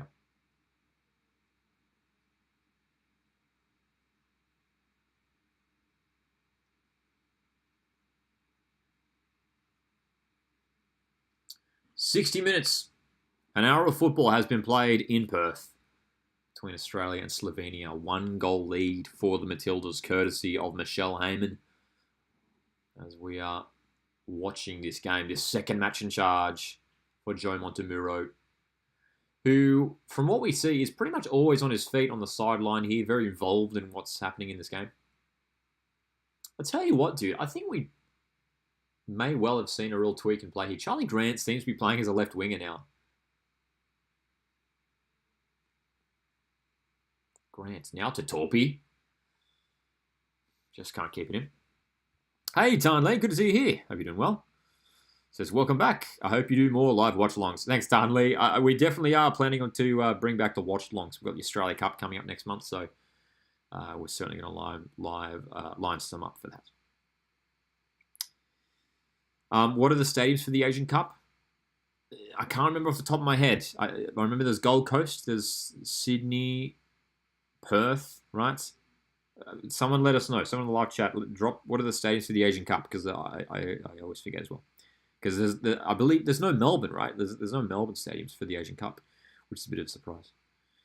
Butter asks, you finally going to do a Wellington away day, or will I have to continue asking? Hey, I'll tell you what, Butter. It will happen one day. It's going to happen one day. Will it happen this season? I'm not sure. It's obviously a big trip, but it will happen one day. I'm hoping to, line it up with a full-on holiday to New Zealand. It's a country that I've always wanted to go to. I've never been to New Zealand, so yeah. I mean, hopefully we get a thing. Like, we saw this for a couple Aussie teams last year. We saw it for Wanderers and for Perth Glory. Both Wanderers and Perth Glory, from memory, played like back-to-back games in New Zealand. So they played Wellington and Auckland, like 2 consecutive weekends in New Zealand. Tell you what, if Mariners do that this season, I might have to book a trip. Butter. Corner for Australia, straight to the hands of the goalkeeper. But yeah, I tell you what, if my Mariners have 2 back-to-back games in New Zealand, I think we'll have to make it happen there. Newy Jet says, I really hope we can sign an import for the upcoming season. I missed the 21-22 season when we had Becker, Pena, Bumal, Waymore. Yes, dude, I remember that season. I remember when we were doing some watch-alongs of those games a few years back. Becker Nicholdatzi, Daniel Pena, Olivia Bumal, right? That was his first name, right? If my memory serves me correct me. Valentino Yule, right? They had Valentino Yule. Yeah, man, Newcastle Jets. They had some top players that season, I remember. Yeah, there's some talk online that Joe Shaughnessy could be heading, Irish centre back, I believe, could be heading to Newcastle Jets. Carpenter in the box, great chance. Cross misses everyone. It's just a matter of time before the second goal arrives for Australia. Just a matter of time.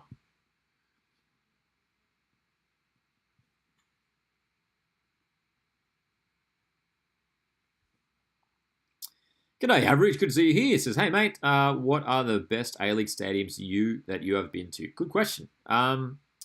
Well, to be fair, I haven't, like, people sometimes get asked to, like, rank A-League stadiums. I don't feel like I can fairly do it because I haven't been to them all. You know what I mean? There's so many I haven't been to.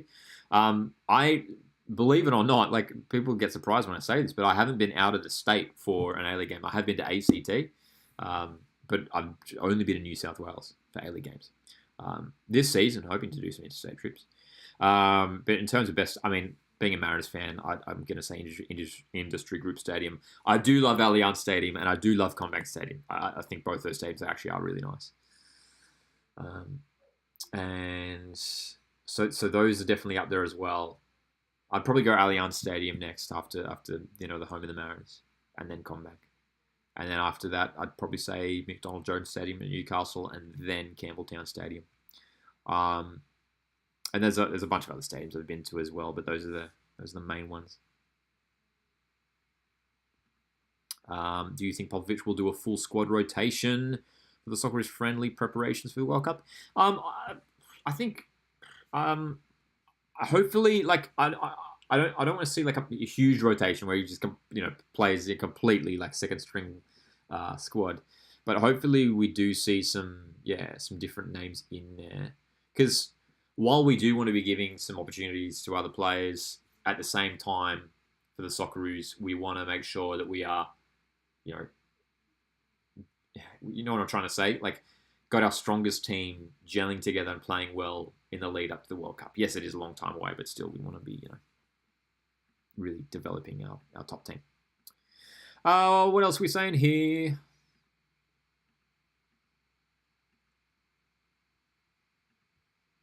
Average says, I like Allianz Stadium and Amy Park just for the atmosphere. Dude, Amy Park is one stadium I have to get to. I might try and get it this season. Never been.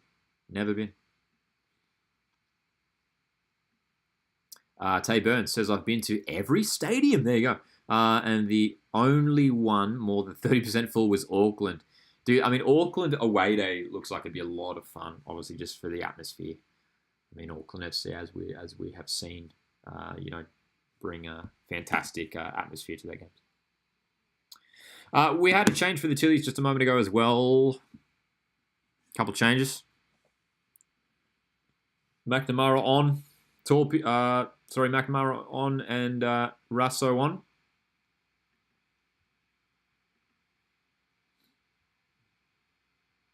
Heyman's off. Goal scorer tonight. And Rasso. So keep an eye on may well be McNamara on the right wing. We'll have a look at what's happening here for the Tillies. Who's playing where? Looks like Rasso is on that right wing. Maybe Seamson through the middle.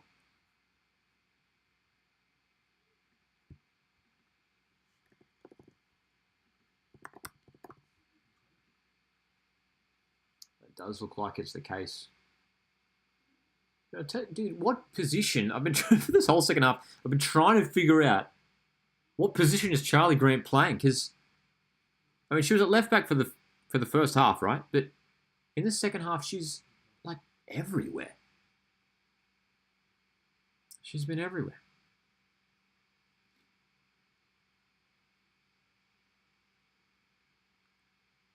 She's a left back now. Okay. All right.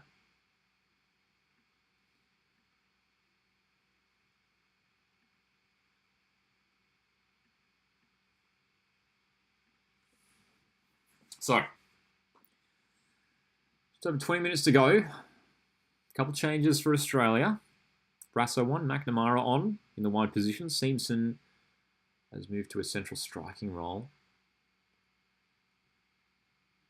58% possession for Australia, according to the broadcast. Australia still controlling much of this game. And for the most part, have looked like the better side. Have created more opportunities. And that is, something that I think we've improved on already. Like, we're creating more opportunities and limiting the opposition's opportunities as well. Like, in game one on Thursday, Slovenia had like 20 shots or something like that, right? So we're doing a good job of limiting Slovenia and their chances. There might be a chance for Slovenia here, though. Great chance indeed. The shot is blocked. Appeals for a handball. Follow-up strike goes wide. And just as we were talking about Slovenia and their chances, they come very close. G'day, Owen. Who scored? Michelle Heyman. Michelle Heyman found the goal for Australia. Deserved it too. Had a few chances tonight. Finally found the back of the net. And she has been substituted off for Rasso. There wasn't an appeal for handball there. It did bounce up onto the arm of Carpenter, but it's one of those ones where bouncing up onto the arm, sometimes they don't always give that. How do you think Spurs will go next season, mate? Asked New Jets Football. Mate. Well, first of all, obviously disappointed that Ange isn't there next year. Would have been great to see the great Ange Postecoglou at Tottenham Hotspur once again, but not to be. We'll come back to that because McNamara is in behind. Sayers follow-up goes wide. Another good chance. Australia looking dangerous going forward. But back to New Jets' question there. Look, under Thomas Frank in the English Premier League next season, hopefully Spurs hopefully just finish in the top half of the ladder.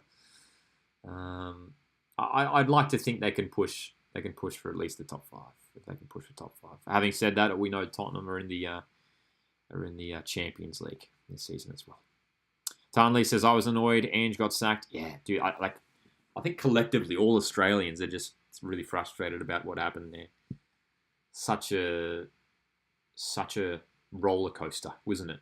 The Ange Postecoglou era. Seeing him help Tottenham lift a trophy, leading Tottenham to that trophy there, the Europa League last season, and then a couple of weeks later to lose his job. It must have been an absolute roller coaster of emotions for him. And look, there's been a lot of talk and rumours flying around about where Ange could head next. Where will he go? Who knows? He really could go anywhere, hey? Where do you guys think Ange Postecoglou will go next? Let us know. Would you like to see him in another English Premier League club?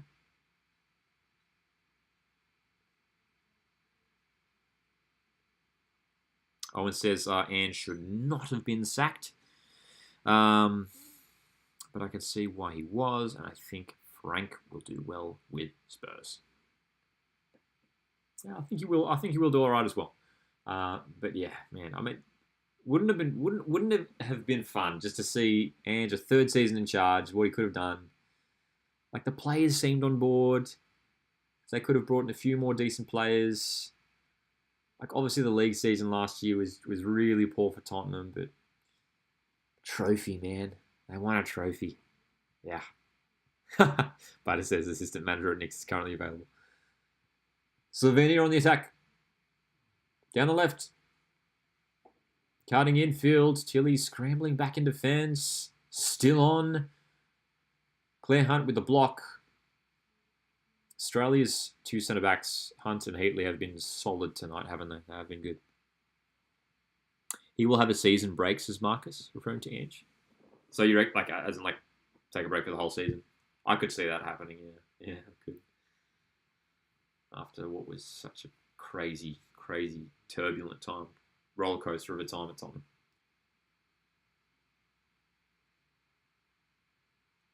Slovenia starting to find some more avenues going forward. Australia. We want to keep these clean sheets, man. Joe Montemurro era. We have not conceded a goal yet after 1.5 games. Can we maintain that run to the end of this match? A little bit sloppy at the back. Finally cleared away. Tan Lee says Anne should coach an Asian national team with Popovic and Arnold. Yeah, of course. You've got Popovic obviously in charge of Australia and Arnold at Iraq, right? That'd be fun. That'd be cool to see. Ange Postecoglou.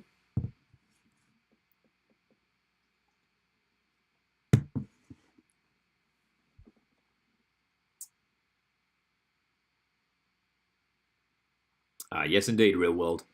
Yes, indeed. Still just the narrow lead here for the Matildas, 1-0 over Slovenia. Michelle Heyman with the goal early on in the second half. And it's getting a little bit nervy. Slovenia getting closer here, man. Slovenia are getting closer. Cooney cross clears. Surely we'll see some more substitutes anytime now. It says Ten Hag will be out the door quick at Leverkusen, so I would like to see Ange there. Butter says, can Greece qualify for the World Cup? Because if yes, then he definitely should.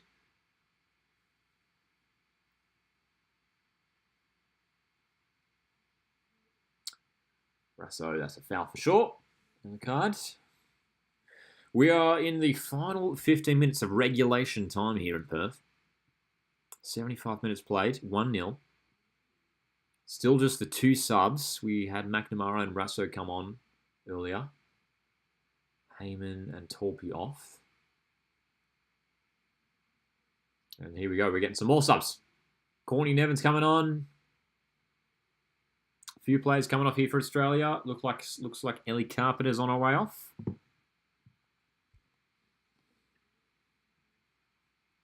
Perhaps a bit of a reshuffle here. Sager's being spoken to. We'll keep an eye on what's happening here with the changes. But Courtney Nevin is on. Chloe Berryhill also on as well. Big moment for her. Finally returning for Australia. Western United midfielder.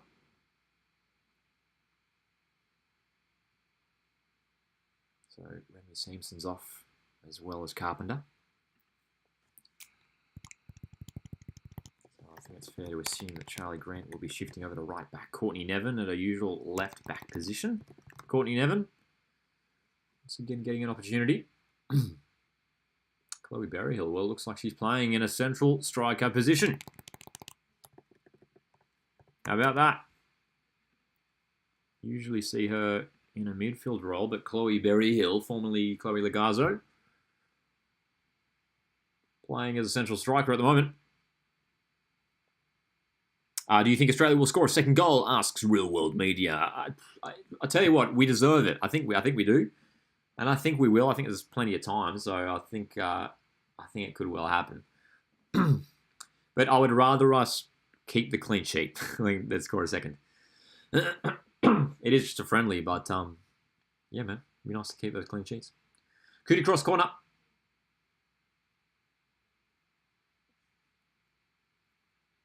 Delivery's good. Keeper there as though to punch it out. And Slovenia survived that attack. Owen asks, thoughts on the abundance of young Aussies leaving the A-League for overseas opportunities? It's great. It is good. It is great. It's a good thing, right? I think it's awesome. We've got some Aussies playing at some top clubs. Some top leagues. developing. And it's kind of what the A-League is about, to be honest, man. And even though those young players are going, it provides an opportunity for the next crop of young players to come through and show what they've got. There's still so many young, exciting Aussie talents who, I'm sure will have breakout seasons next year. So it's just the reality, and it's awesome to see. Noah Botic yesterday confirming his move to Austria Vienna. Great chance here for Australia. The shot cleared off the line. Great chance. Sayer on the edge of the box. Falls for McNamara. Still there for Australia. Rasso. Someone just shoot. Kennedy. Well, this is just a comedy of errors. Oh my goodness. Great opportunity for Australia to find a second. Still on though. Come on. Great chance. Valhoon, good to see you here, mate. Says apparently Ryan Teague not going to Wrexham. Is that right? Is that true? There you go.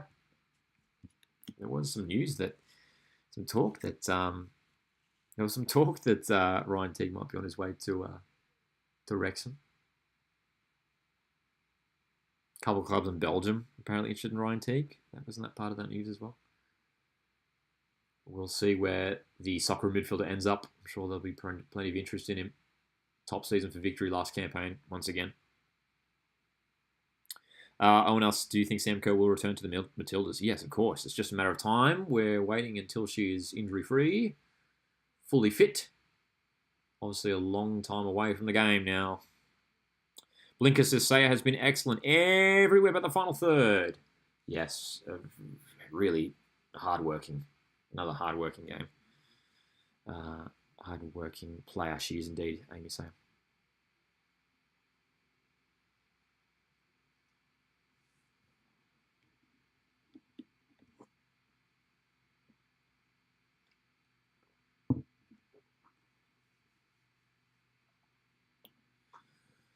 Entering the final 10 minutes of the game, Australia with a narrow 1-goal lead. Ollie McNamara has picked up a yellow card. It looks like we've got more substitutions.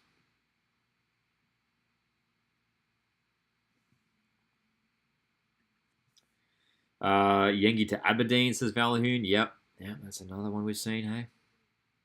Slovenia making a couple of changes now. Tanley asks, is this the generation with the most Australian players moving overseas? I mean, it's always happening, right? Like, it's not like it's anything new. Is this the generation? It is certainly, we are seeing a lot at the moment, that's for sure. Crowd attendance confirmed in the stadium, 13,115. Another game here at HBF Park. In a couple weeks' time as well. For the Matildas. Couple more players warming up for Australia. Emily Gilnick and Alana Murphy look like that they are ready to enter the match for the final stages.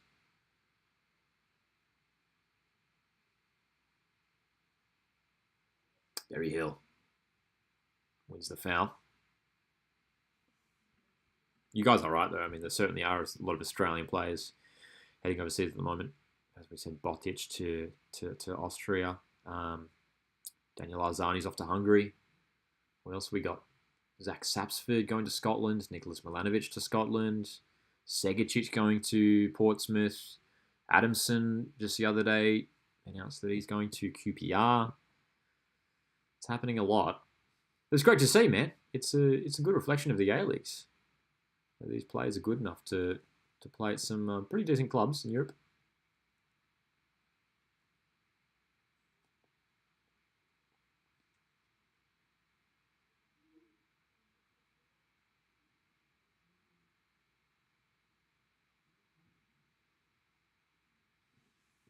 So, as we enter the final stages of this match here, I think we can pretty confidently say that this performance overall has been better from Australia compared to Thursday, even though the scoreline is a little bit different.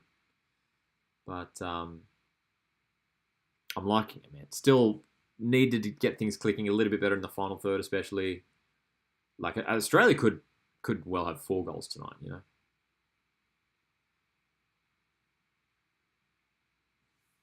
chances just haven't quite been taken. They've just shown the stats on the broadcast of crosses. Australia with 18 crosses, Slovenia with just 1. 18 crosses to 1 there. And Australia certainly are utilising those wide positions when going forward. Couple of changes now. Gilnick and Murphy coming on. The Melbourne Victory duo. Melbourne Victory seem to be producing a lot of players for the national teams, both Matildas and Socceroos lately. Alrighty, Amy Sayers heading off, as well as Alana Kennedy. So Murphy, we'll see her slot into defensive midfield alongside Cooney Cross. Amy Sayers off as well, so I think we could probably expect to see Berryhill drop into that 10 role, and Gilnick should play through the middle up top.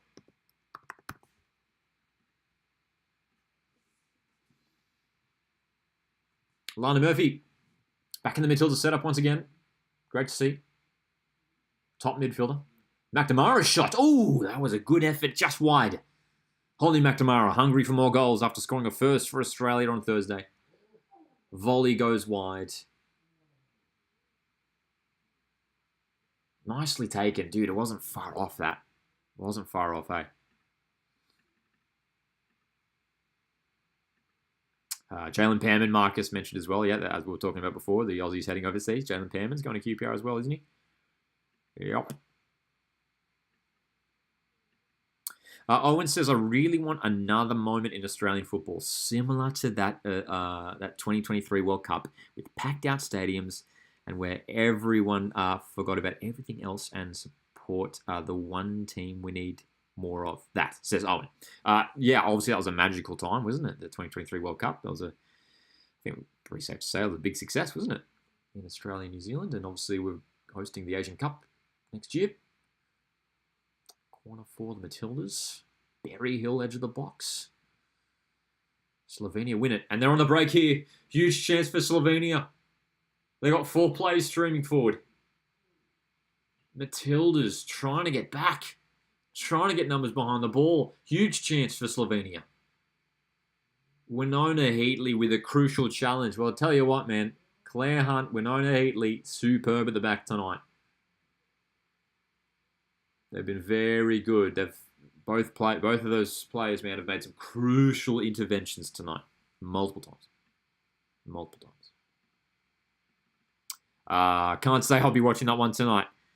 Real World Media, but I have been keeping up to what's been happening in the Club World Cup, but haven't been watching it too much.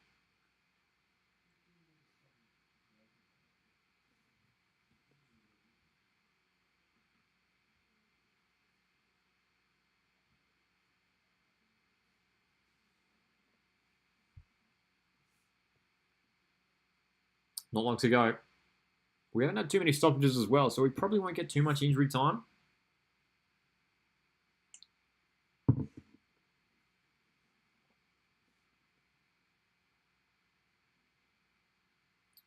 Cooney Cross, she's been very good tonight. As always, Cooney Cross, one of the most consistent players for Australia over the years.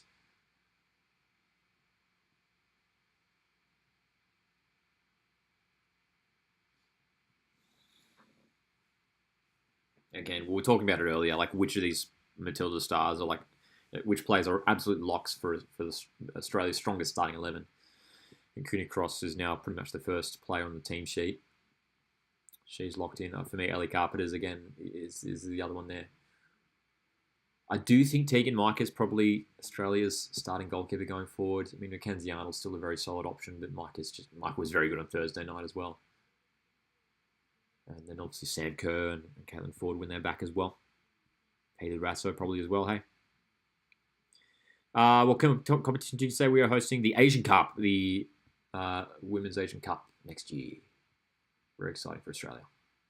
Another great chance for Slovenia. Again, we get the bodies in the road. Emily Gilnick can get away here. This is a great chance. Down the left, Gilnick. 2 plays central. Gilnick cuts in.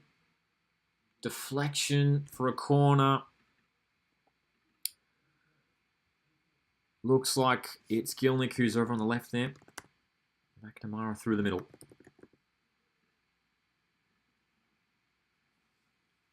Final moments for the Matildas. It's 1-0 for Australia over Slovenia. Second match in charge for new head coach Joe Montemurro, who's done a decent job with this team so far. In just a couple games we've seen so far of this new era. Appreciate you guys joining us for this live watch-along, folks. We're planning to line up some more live watch-alongs for the Australia Cup round of 32 in a couple weeks' time. So make sure to stay subscribed for that. Cooney cross delivery. Again, the keeper comes out to it. Cleared away.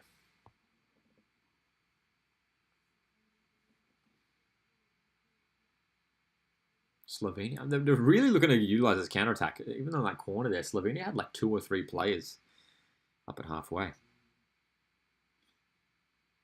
What football style is the Matildas playing us, Tarnley? It's definitely a possession-based game. That's what they said in the pre-match press conferences in the lead up to these games. Anyway, they told us that straight up, that looking to control possession, play a possession-based game. It's sort of this 4-2-3-1 formation.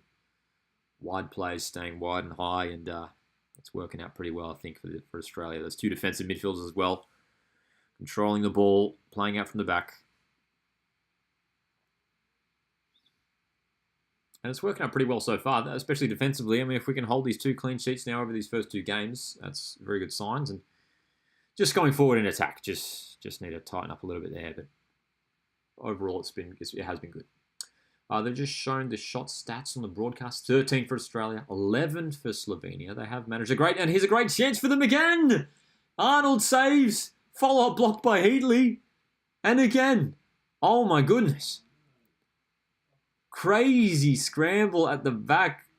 And Australia deal with it again.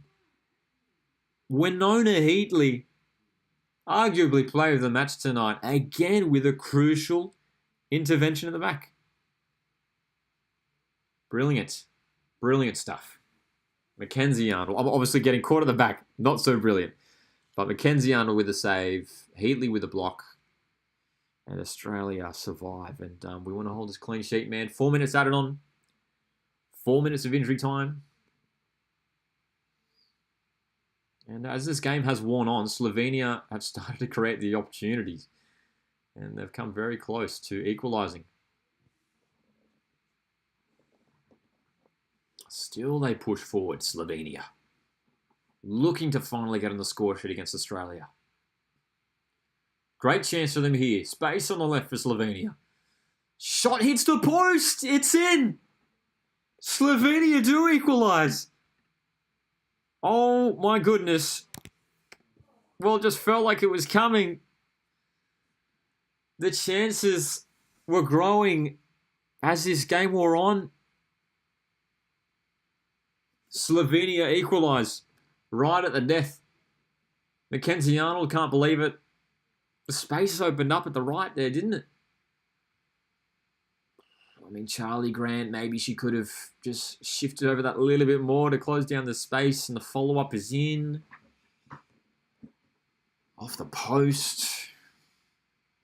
Slovenia were first to react. Poor goalkeeping, says Marcus. I mean, that's bitterly disappointing. Literally, as we were just saying, we wanted to keep these clean sheets, man. And this game, which just has a couple minutes left now in injury time. Well, here comes Gilnick. Gilnick down the left. Can Australia regain the lead at the end? Gilnick goes down. Loses it. I mean, this will be a disappointing way to finish off this game if this is the result. I mean, referee's in the way there of Berryhill. Ball comes through and Berryhill's completely blocked off by the ref. Slovenia are away. Here comes Slovenia looking for the win. Grant with a shaky clearance and another block. Oh my goodness, just a chaotic way. Just an absolutely chaotic way to finish off this game.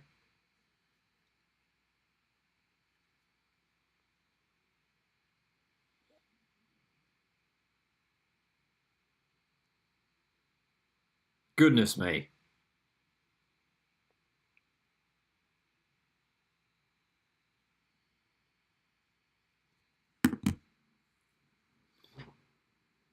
Forward ball for Gilnick. Not long remaining for Australia.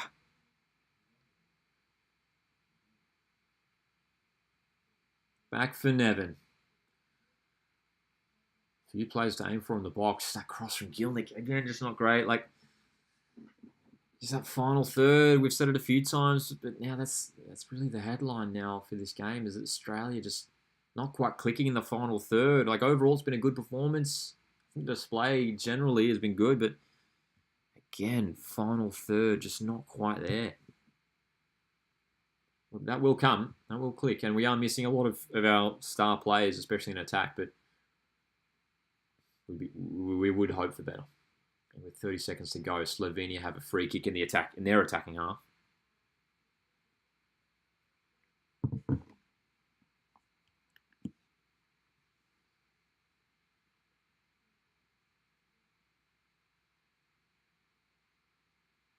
One seconds remaining here. They're taking some time to take this free kick. This may well be the final play of the game. 2 games here against Slovenia. A 3-0 win on Thursday. Free kick comes in. Interesting delivery too. Not too far away from the attacker, but Arnold is there to claim. Long throw, but there's no time. 1-1 between Australia and Slovenia. A disappointing result in the end for the Tillies. Felt like we deserved the win, but I tell you what, probably only have ourselves to blame, not taking opportunities. Again, great to, have different players rotating around, giving some opportunities to a different mix of players, but that's disappointing, man, to concede that late goal, 1-1. Blinker says disappointing result in the end. Better team for most of it. Yeah, that's spot on. We definitely were. I mean, to be fair, Slovenia did start to create those opportunities as the game wore on, hey? And we just didn't deal with it at the end. So, it is a friendly match in the end, but across these 2 matches against Slovenia, a 3-0 win in Game 1 and then a 1-1 draw in Game 2. There are certainly positive signs there for Australia, but certainly things to work on for head coach Joe Montemurro. We've got 2 games coming up against Panama next week as well. First game on Saturday next week and then the following Tuesday. And we've got a busy month coming up in July with the Australia Cup round of 32. Make sure to stay subscribed for more live watch-alongs over the next month or so. If you stay subscribed, that is your best way of staying up to date to when we are doing these live watch-alongs. And make sure to follow Oswald Football across all the social medias as well. Appreciate you guys joining us here for this Sunday evening Matildas live watch-along. 1-1 between Australia and Slovenia in the end. Hey guys, have a great week. I really mean it. Have an awesome week wherever you are watching from in the world. Thanks to everyone joining us from Australia and across the world as well. We had some viewers from overseas, which is always great to see. Thanks guys. My name's Lockie, and I'll see you.